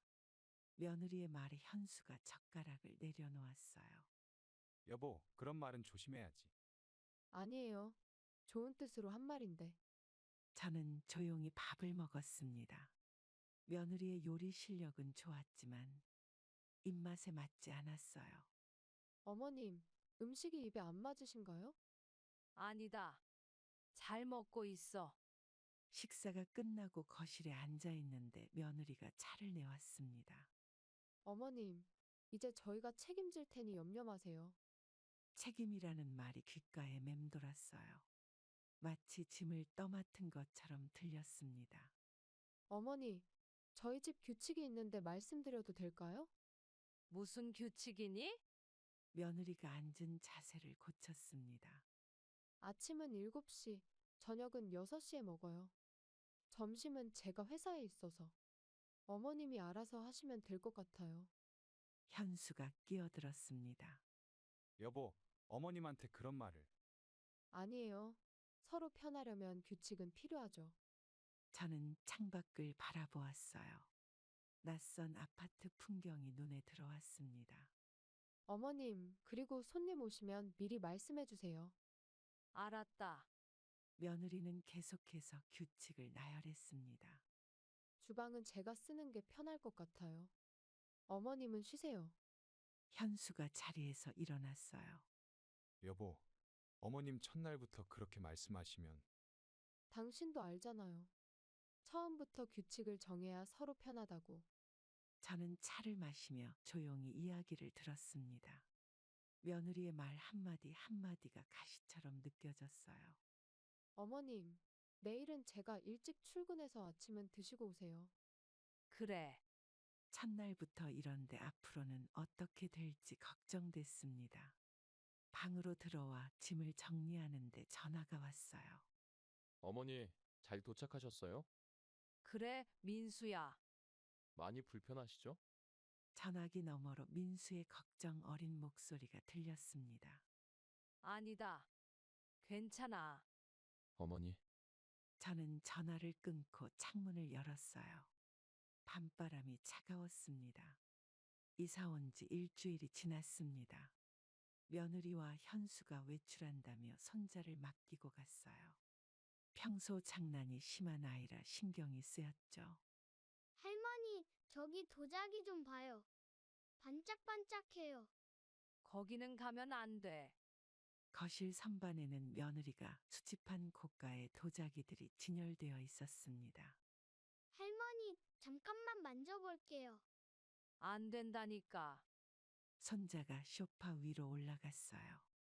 허락 없이 만지면 안 된다고 며느리가 신신당부했던 도자기였습니다. 할머니, 이거 봐요. 손자가 소파 위에서 뛰어내리려는 순간이었어요. 제가 말리기도 전에 발을 헛디뎌 넘어졌습니다. 아야! 손자가 바닥에 주저앉아 울기 시작했어요. 도자기 하나가 떨어져 산산조각이 났습니다. 어디 다쳤니? 발목이 아파요. 그때 현관문이 열렸어요. 며느리의 목소리가 들렸습니다. 어머님, 저희 왔어요. 며느리가 거실로 들어오며 상황을 보더니 얼굴색이 변했어요. 이게 무슨 일이에요? 잠깐 실수로. 며느리가 깨진 도자기 조각을 주워들었습니다. 어머님, 이게 얼마짜리 도자기인 줄 아세요? 현수가 들어와서 상황을 살폈어요. 여보, 일단 애부터 봐야. 당신도 알잖아요. 이게 얼마나 귀한 거라고. 며느리가 손자를 안아들었습니다. 어디 다쳤어? 발목이 아파. 네. 현수가 저를 바라보았어요. 어머니, 어떻게 된 거예요? 내가 잠깐 한눈 판 사이에 며느리가 차갑게 말을 잘랐습니다. 어머님, 애 하나 못 봐주시나요? 저는 아무 말도 할 수 없었어요. 며느리가 손자를 안고 방으로 들어갔습니다. 어머니, 앞으로는 조금 더 주의해 주세요. 그래. 현수가 깨진 도자기를 치우며 한숨을 쉬었어요. 이거 어머니가 변상하셔야 할 것 같은데. 얼마니? 한 5천만 원 정도. 저는 그 자리에 앉아 말을 잃었습니다. 며느리가 다시 나와서 말했어요. 어머님, 앞으로는 손자 보는 건 사양할게요. 미안하구나. 미안하다고 될 일이 아니잖아요. 저녁이 되어 식탁에 앉았지만 아무도 말을 하지 않았습니다. 며느리는 저를 쳐다보지도 않았어요. 내일 보험사에 연락해 볼게요. 응. 밤이 되어 방으로 들어왔는데 전화가 왔습니다. 민수였어요. 어머니, 무슨 일 있으세요? 아니, 목소리가 안 좋으신데. 저는 전화를 끊고 창밖을 바라보았습니다. 한숨만 나왔어요. 도자기 사고 이후 며느리의 태도가 더욱 차가워졌습니다. 그러던 어느 날 민수가 불쑥 찾아왔어요. 현수 부부는 출근한 상태였죠. 어머니, 그동안 어떻게 지내셨어요? 그저 그렇다. 창가에 서서 대화를 나누는데 바람이 불어왔습니다. 형수님이랑은 별일 없으세요? 저는 커튼 끝자락을 만지작거리며 망설였어요. 민수가 제 표정을 살폈습니다. 어머니, 뭔가 있었죠? 아니다. 커튼 사이로 햇빛이 들어왔어요. 민수가 제 곁으로 다가왔습니다. 제가 다 알아요. 형수님이 어머니한테 서운한 말 많이 하시죠? 그런 건 아니고. 갑자기 아래층에서 발소리가 들렸어요. 민수가 창밖을 내다보았습니다. 형이랑 형수님이 오시나 봐요. 저는 민수를 주방 쪽으로 데려갔습니다. 얘기가 길어질 것 같으면 나가서 하자. 민수가 고개를 끄덕였어요. 현관문 소리가 들렸습니다. 어머님, 집에 계세요? 응, 부엌이야. 며느리가 장바구니를 들고 들어왔어요. 민수를 보더니 표정이 굳어졌습니다. 민수 씨는 언제 오셨어요? 방금 왔어요, 형수님. 현수가 뒤따라 들어왔어요. 민수야, 웬일이니? 어머니 얼굴 보러 왔죠. 거실에 무거운 공기가 감돌았습니다. 며느리가 장바구니를 내려놓으며 말했어요. 오늘 저녁은 제가 특별히 준비하려고 했는데 그럼 제가 나가야겠네요. 민수가 자리에서 일어났습니다. 저는 그를 따라 현관으로 나갔어요. 어머니, 제가 다음에 다시 올게요. 그래, 조심히 가라. 민수가 떠난 후 며느리가 차가운 목소리로 물었습니다. 어머님, 민수 씨가 자주 오나요? 아니, 오랜만에 왔어. 현수가 신문을 보며 말했어요. 어머니, 동생이 와도 먼저 연락하라고 하세요. 저는 방으로 들어와 창문을 열었습니다. 아파트 단지가 내려다 보였어요. 어머님, 저녁 드시러 나오세요. 식욕이 없다. 며느리의 발소리가 멀어졌습니다. 밤이 되어 휴대폰이 울렸어요. 어머니, 제가 내일 다시 갈게요. 민수야, 오지 마라. 왜요? 여기서는 좀 불편하다. 전화를 끊고 나니 눈물이 났습니다. 제 생일날이었습니다. 아침부터 현수 부부가 케이크를 준비했다며 분주히 움직였어요. 민수도 초대했다고 했죠. 어머님, 오늘은 제가 특별히 음식을 준비했어요. 고맙구나. 식탁에 음식이 하나둘 놓이기 시작했습니다. 며느리의 손길이 평소보다 부드러웠어요. 형수님, 제가 도와드릴게요. 괜찮아요. 민수 씨는 어머님이랑 이야기 나누세요. 현수가 갑자기 전화를 받고 자리에서 일어났습니다. 잠깐 급한 일이 생겼네. 금방 올게요. 테이블 위에 현수의 휴대폰이 놓여 있었어요. 며느리는 주방으로 다시 들어갔습니다. 어머니, 잠깐만요. 민수가 현수의 휴대폰을 집어들었어요. 화면을 켜자 메시지가 떴습니다. 어머니, 이거 보세요. 저는 망설이다 휴대폰을 받았습니다. 메시지 내용이 눈에 들어왔어요. 이런, 며느리와 현수가 주고받은 메시지였습니다. 요양원 이야기가 보였어요. 형이 어머니를 요양원에. 주방에서 그릇 놓는 소리가 들렸습니다. 민수가 재빨리 휴대폰을 제자리에 두었어요. 케이크 준비됐어요. 며느리가 케이크를 들고 나왔습니다. 촛불이 반짝였어요. 어머님, 생신 축하드려요. 저는 미소 지으려 했지만 입술이 떨렸습니다. 메시지 내용이 자꾸 떠올랐어요. 형수님, 저는 이만 가봐야 할 것 같아요. 왜요? 케이크도 안 드시고. 민수가 자리에서 일어났습니다. 그의 표정이 어두웠어요. 어머니, 전화 드릴게요. 현관문이 닫히고 얼마 지나지 않아 현수가 돌아왔습니다. 민수 갔어? 응. 며느리가 케이크 촛불을 켰어요. 어머님, 소원 빌고 끄세요. 저는 촛불을 바라보았습니다. 흔들리는 불빛 속에 아들의 메시지가 떠올랐어요. 어머니, 왜 그러세요? 아니, 괜찮다.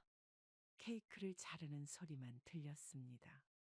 현수가 휴대폰을 찾아 주머니에 넣었어요. 어머님, 많이 피곤하신가 봐요. 그래, 밤이 되어 방으로 들어왔는데 민수에게 문자가 왔습니다. 어머니, 그 메시지 내용 봤죠? 응, 창밖으로 보이는 달빛이 차가웠습니다. 생일날 알게 된 진실이 마음을 무겁게 눌렀어요. 현수의 휴대폰을 자세히 살펴보았습니다. 제 눈을 의심할 수밖에 없는 내용이었어요. 화면은 계속 깜빡이며 새로운 메시지를 보여줬죠. 여보, 어머님 요양원 알아봤어요? 가격대랑 시설 좋은 데로 봤어. 며느리와 현수가 주고받은 메시지였습니다. 손이 떨렸어요. 어머니 재산 정리되면 바로 보내는 걸로 해요. 그래, 내가 알아서 할게. 메시지를 넘길 때마다 새로운 내용이 나왔어요. 모두 저를 두고 나눈 대화였습니다. 어머님이 의심할 수 있으니까 조심해야 해요. 걱정 마. 내가 잘 설득할게.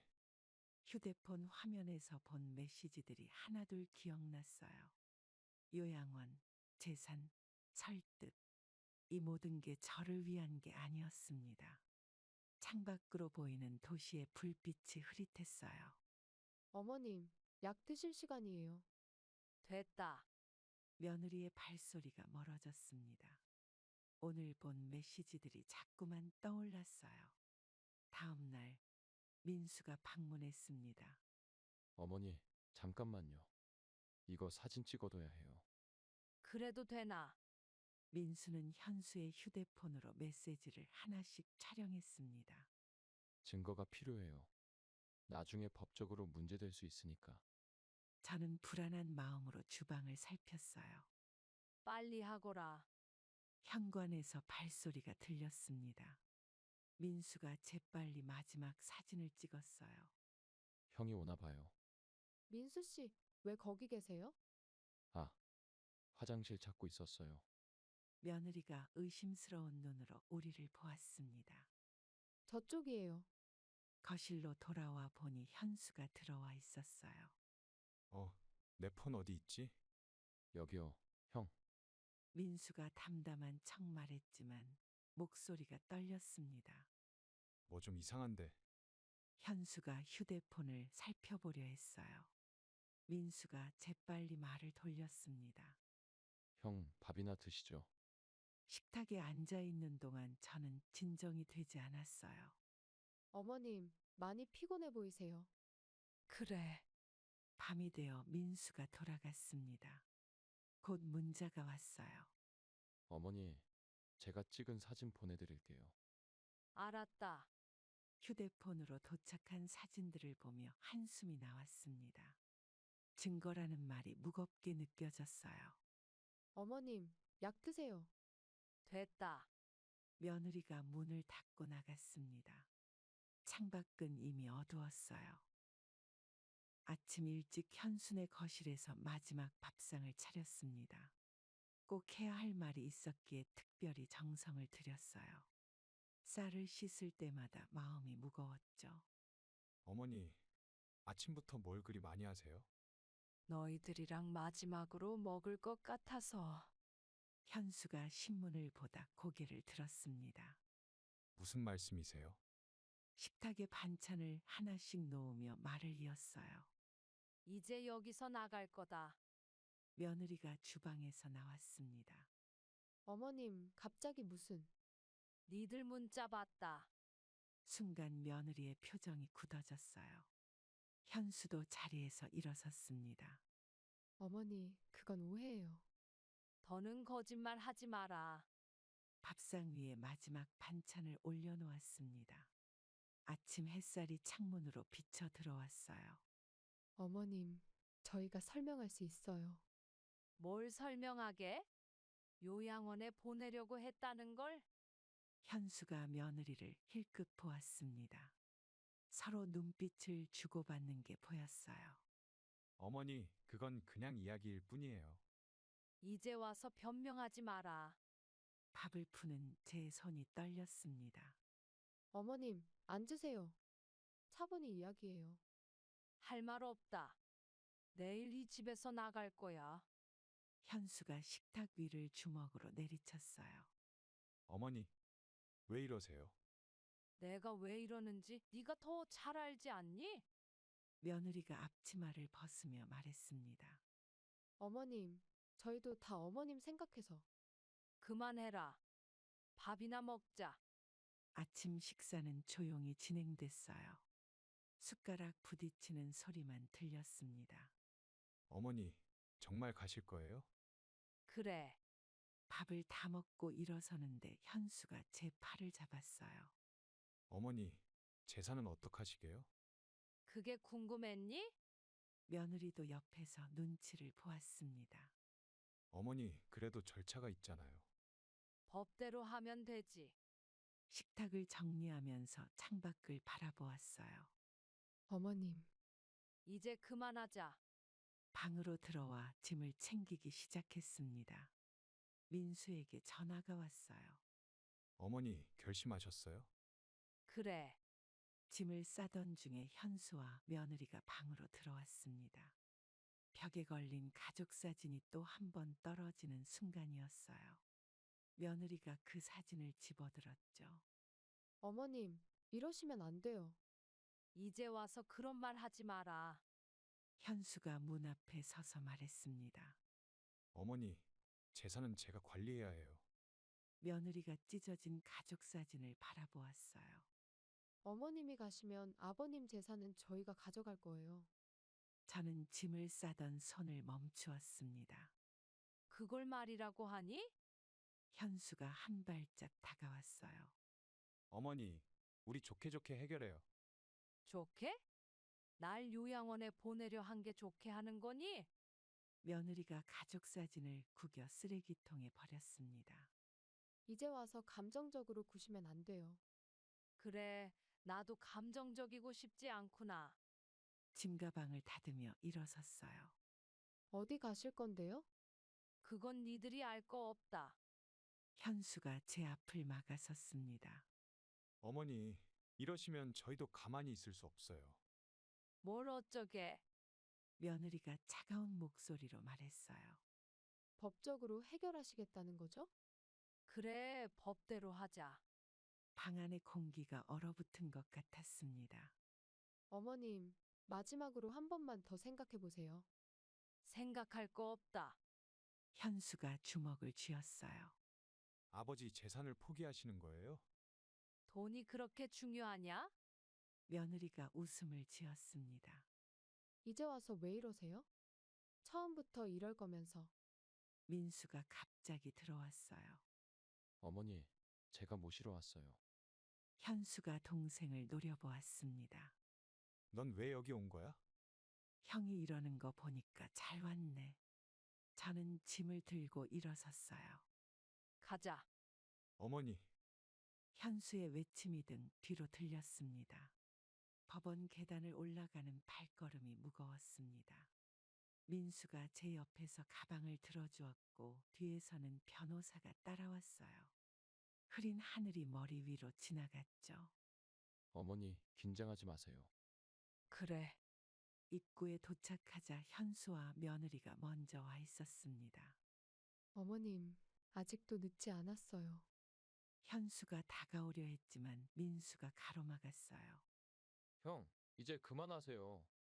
법원 로비는 차가웠습니다. 대리석 바닥이 발걸음 소리를 울렸어요. 변호사님, 재판 시작하기 전에 합의할 수 있지 않을까요? 당사자분이 원하지 않으시는데 무슨 합의를? 며느리가 제게 다가왔습니다. 어머님, 우리 이러지 말아요. 늦었다. 재판정으로 향하는 복도가 길게 느껴졌어요. 잠깐만요, 어머님. 더 할 말 없다.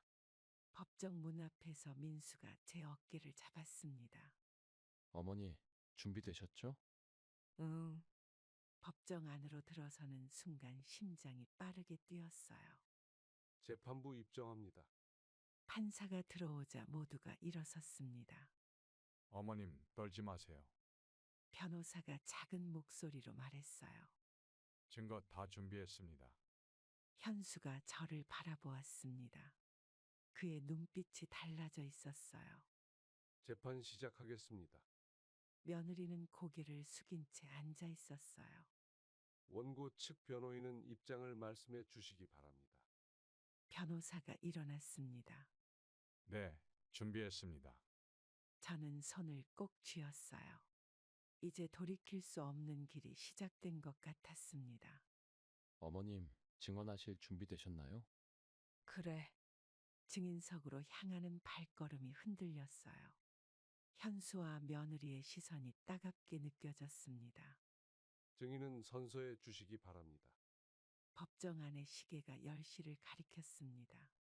재판이 시작되고 현수 측 변호사가 먼저 자리에서 일어났어요. 적막한 법정의 초침 소리만 들렸죠. 원고 측에서 주장하는 요양원 이전 계획은 단순한 대화일 뿐입니다. 재판장이 서류를 살펴보았습니다. 피고 측 입장을 말씀해 주시기 바랍니다. 현수의 변호사가 서류를 꺼내 들었어요. 저희 의뢰인은 어머님을 위해 최선을 다했습니다.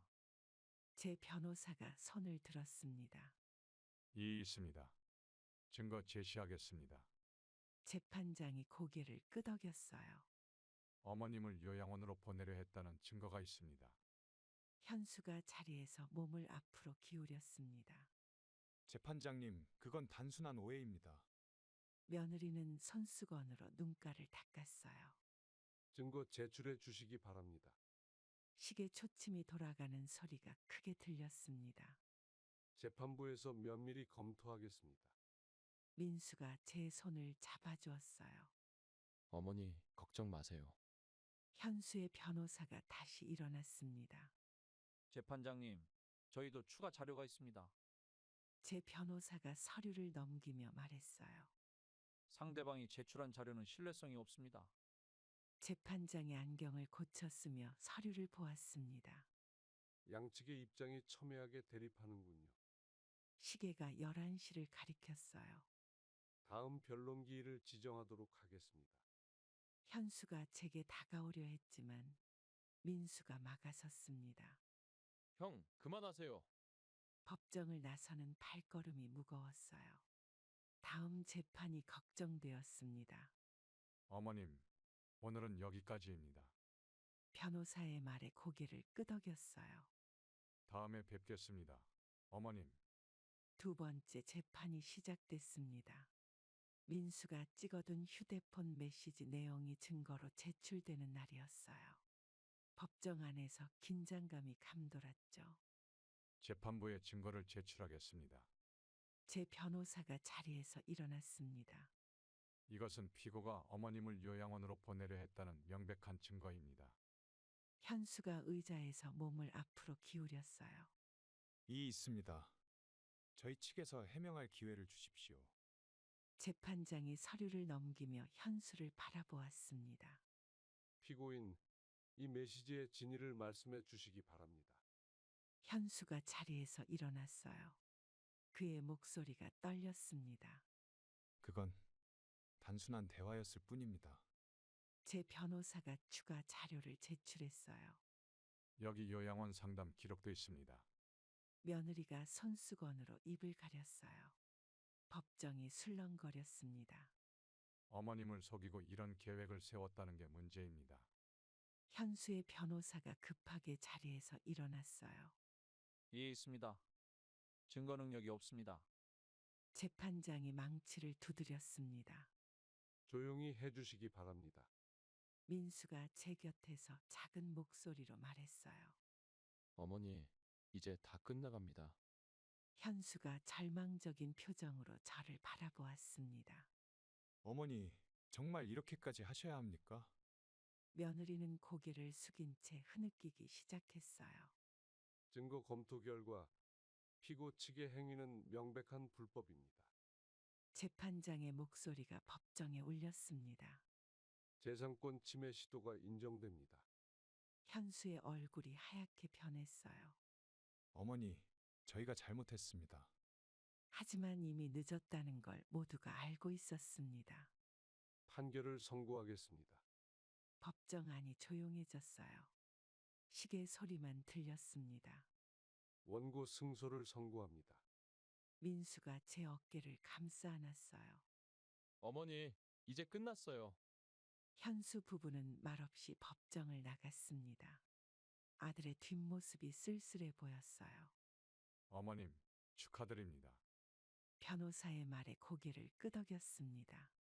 하지만 이긴 것 같지 않았어요. 현수 측 변호사가 항소를 제기했습니다.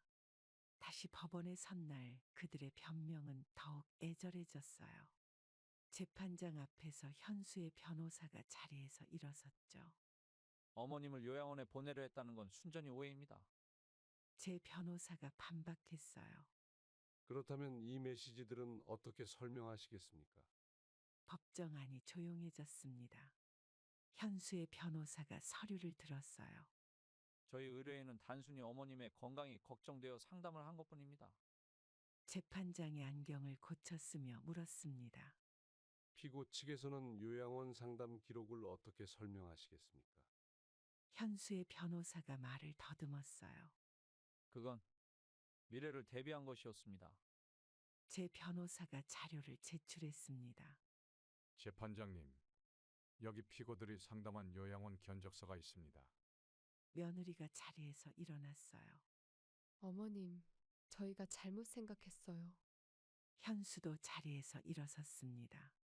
변명의 여지가 없습니다만 저희도 나름의 이유가 있었습니다. 재판장이 서류를 넘기며 물었어요. 어떤 이유입니까? 현수의 변호사가 말을 이었습니다. 어머님의 건강이 걱정되어 제 변호사가 끼어들었어요. 건강이 걱정되어 재산부터 정리하려 하셨다는 말씀이신가요? 법정이 술렁거렸습니다. 이해 있습니다. 현수의 변호사가 외쳤지만 이미 늦었어요. 재판부는 피고 측의 주장이 설득력이 없다고 판단합니다. 재판장의 목소리가 울렸습니다. 어머님, 저희 진심을 믿어주세요. 며느리가 울먹이며 말했어요. 더 이상의 변명은 필요 없을 것 같습니다. 재판장이 결론을 내렸습니다. 항소 기각을 선고합니다. 법정을 나서는 현수 부부의 발걸음이 무거웠어요. 형, 이제 인정하세요. 민수가 형에게 말했습니다. 어머니, 죄송합니다. 현수가 마지막으로 남긴 말이었어요. 항소가 기각되고 난 다음 날이었습니다. 현수가 찾아왔어요. 아침 일찍부터 문 앞에서 서성이는 소리가 들렸죠. 어머니, 절 좀 봐주세요. 들어오너라. 현수가 거실로 들어왔습니다. 평소의 당당한 모습은 없어졌어요. 어머니, 제가 잘못했습니다. 방 안에 긴 침묵이 흘렀어요. 현수의 어깨가 떨리기 시작했습니다. 정말 죄송합니다. 제가 돈에 눈이 멀어서. 민수가 옆방에서 나왔어요. 형, 이제 와서 그런 말씀을. 현수가 갑자기 무릎을 꿇었습니다. 어머니, 한 번만 용서해 주세요. 방 안의 공기가 멈춘 것 같았어요. 현수야. 제가 어리석었습니다. 욕심을 부렸어요. 민수가 형을 일으키려 했지만 현수는 움직이지 않았어요. 어머니를 요양원에 보내려 했던 건 제 인생의 가장 큰 실수였습니다. 창밖에서 새소리가 들렸습니다. 일어나거라. 용서해 주시겠습니까? 저는 창가로 걸어갔어요. 용서는 시간이 필요하구나. 현수의 눈에서 눈물이 흘렀습니다. 앞으로 어떻게 살아야 할지. 그건 네가 결정할 일이다. 민수가 조용히 방을 나갔어요. 형, 이제 가시죠. 어머니, 정말 죄송합니다. 현수가 일어서며 흐느꼈어요. 앞으로 연락도 못 드리겠죠? 그건 시간이 지나봐야 알 수 있겠지. 현관문이 닫히고 발자국 소리가 멀어졌습니다. 어머니, 괜찮으세요? 그래. 창밖으로 현수가 터벅터벅 걸어가는 모습이 보였어요. 마지막 재판이 열렸습니다. 서로의 잘잘못을 가리는 법정 공방이 끝나고 이제 판결만 남았어요. 재판장이 법정으로 들어섰죠. 모두 일어서 주시기 바랍니다. 긴장하지 마세요. 어머님, 제 변호사가 작은 목소리로 말했어요. 현수와 며느리는 고개를 숙이고 있었습니다. 판결을 선고하겠습니다. 재판장이 서류를 읽기 시작했어요. 피고 측의 행위는 명백한 불법입니다. 현수의 어깨가 떨렸습니다. 재산권을 침해하려 한 정황이 확실히 드러났습니다. 며느리가 손수건으로 눈물을 닦았어요. 어머님의 의사에 반하여 요양원 입소를 추진한 것도 인정됩니다. 이에 법원은 다음과 같이 판결합니다. 법정 안이 조용해졌어요. 원고의 청구를 모두 인용합니다. 재판장이 망치를 두드렸습니다. 피고는 원고의 재산권을 침해해서는 안 됩니다. 현수가 자리에서 일어났어요. 어머니, 앉아주시기 바랍니다. 재판장이 다시 말을 이었습니다. 징역형을 선고합니다. 며느리가 흐느끼기 시작했어요. 판결이 선고되었으므로 퇴정하겠습니다. 모두가 일어섰습니다. 어머님, 축하드립니다. 이제 모든 게 끝났습니다. 현수가 다가오려 했지만 민수가 막았어요. 형, 이제 그만하세요. 법정을 나서는 발걸음이 무거웠습니다. 어머니, 우리 이제 가시죠. 민수의 말에 고개를 끄덕였어요. 그래.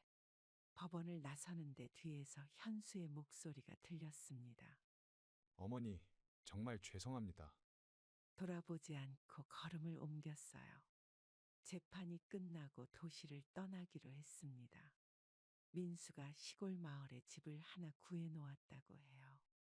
새벽에 짐을 싸서 떠나는 날 안개가 자욱했죠. 어머니, 짐은 제가 들게요. 고맙다, 민수야. 택시에 짐을 실으며 뒤돌아보았습니다. 아파트 단지가 희미하게 보였어요. 기차역까지 얼마나 걸리나요? 30분 정도요. 기사님이 대답했습니다. 도로에는 차가 거의 없었어요. 어머니, 휴대폰은 꺼두세요. 그래야겠지? 민수가 창밖을 보며 말했어요. 형이 연락할 수도 있으니까요. 도시를 벗어나자 들판이 보이기 시작했습니다. 어머니, 새로 사신 집은 조용해요. 그게 좋구나. 기차역에 도착해서 표를 끊었어요. 어머니, 출발까지 1시간 남았네요. 대합실에 앉아 커피를 마셨습니다. 이제 도시 생활은 끝이네. 네, 시골에서 편하게 지내세요. 플랫폼으로 나가는데 전화가 왔어요. 현수한테 온 거야? 아니요, 부동산이에요. 열차가 들어오는 소리가 들렸습니다. 어머니, 이제 출발해요. 자리에 앉자 피로가 밀려왔어요. 조금 주무세요. 도착하려면 3시간 걸려요. 창밖으로 도시가 멀어져 갔습니다. 민수야, 네, 어머니. 저는 눈을 감았어요. 이제 다 끝난 거지. 네, 이제 새로 시작하시는 거예요. 기차가 시골로 향했습니다. 어머니, 도착하면 제가 마중 나올게요. 그래, 그때 보자. 전화를 끊고 창밖을 바라보았어요. 안개 사이로 해가 떠오르고 있었습니다. 시골집 창문을 처음 열던 날이었습니다. 아침 햇살이 따뜻하게 비쳐들었어요. 민수가 마당에서 짐을 정리하고 있었죠. 어머니, 이제 어떠세요? 좋구나. 공기가 맑아. 마당에 있는 감나무에 새가 앉았습니다. 여기서는 여유롭게 지내실 수 있을 거예요. 그래, 이제 편해질 것 같다. 민수가 방 안으로 들어왔어요. 짐은 제가 다 정리할게요. 아니다. 내가 할 수 있어. 마당에서 이웃 할머니가 부르는 소리가 들렸습니다. 새로 이사 오셨다면서요?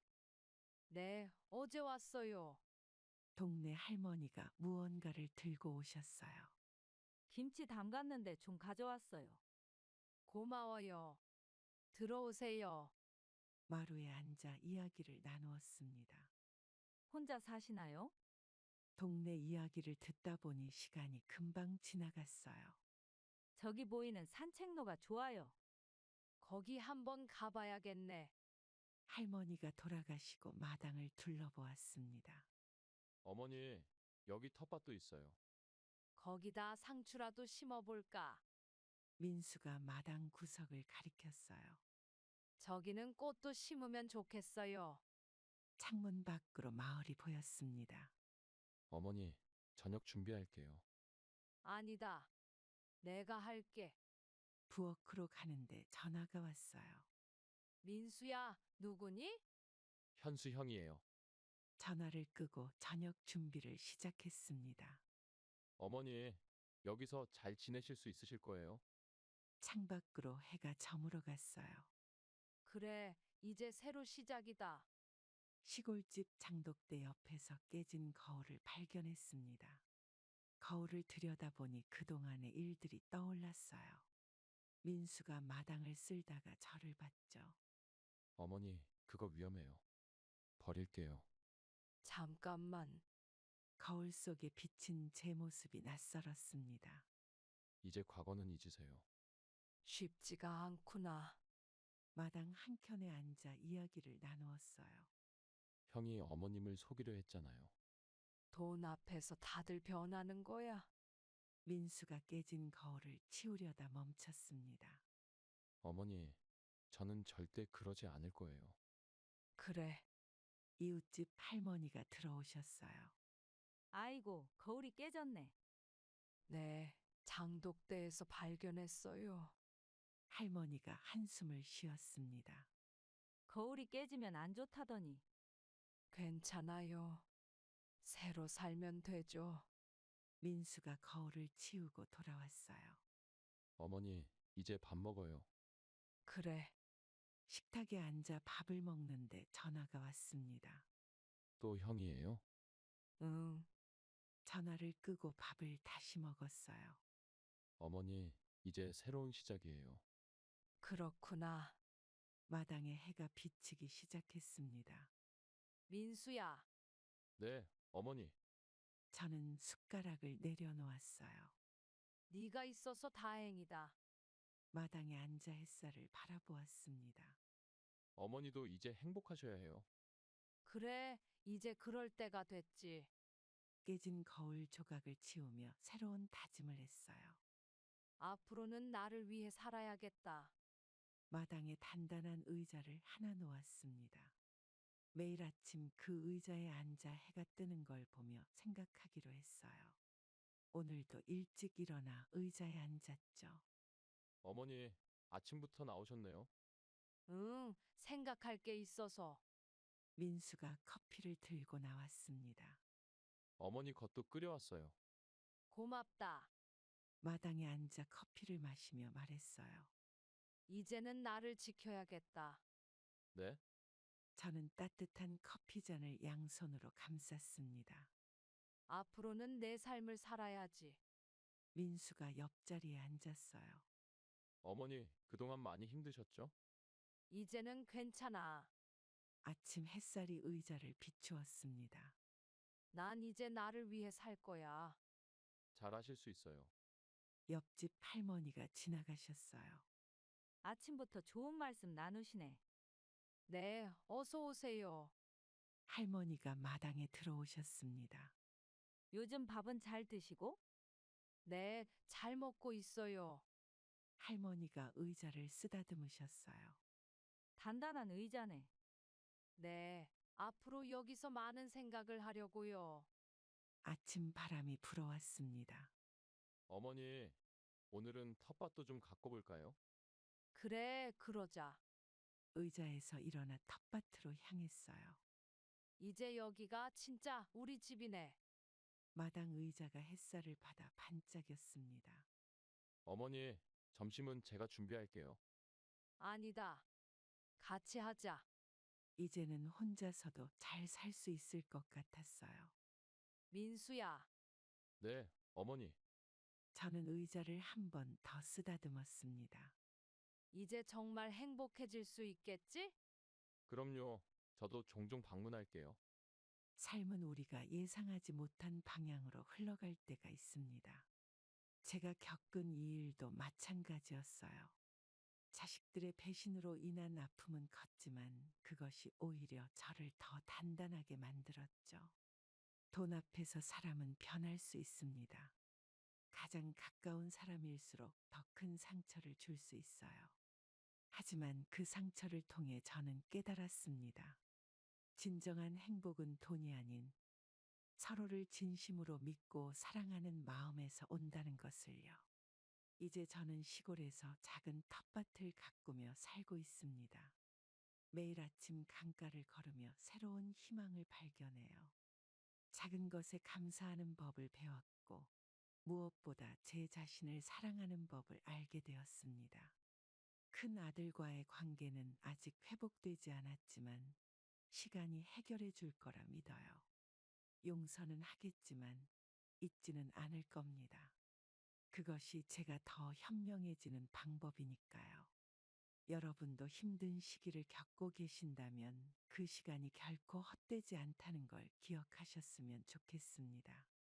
고통은 우리를 더 강하게 만들고 진정으로 소중한 것이 무엇인지 깨닫게 해주니까요. 그럼 오늘도 행복한 하루 되시길 바랍니다. 감사합니다.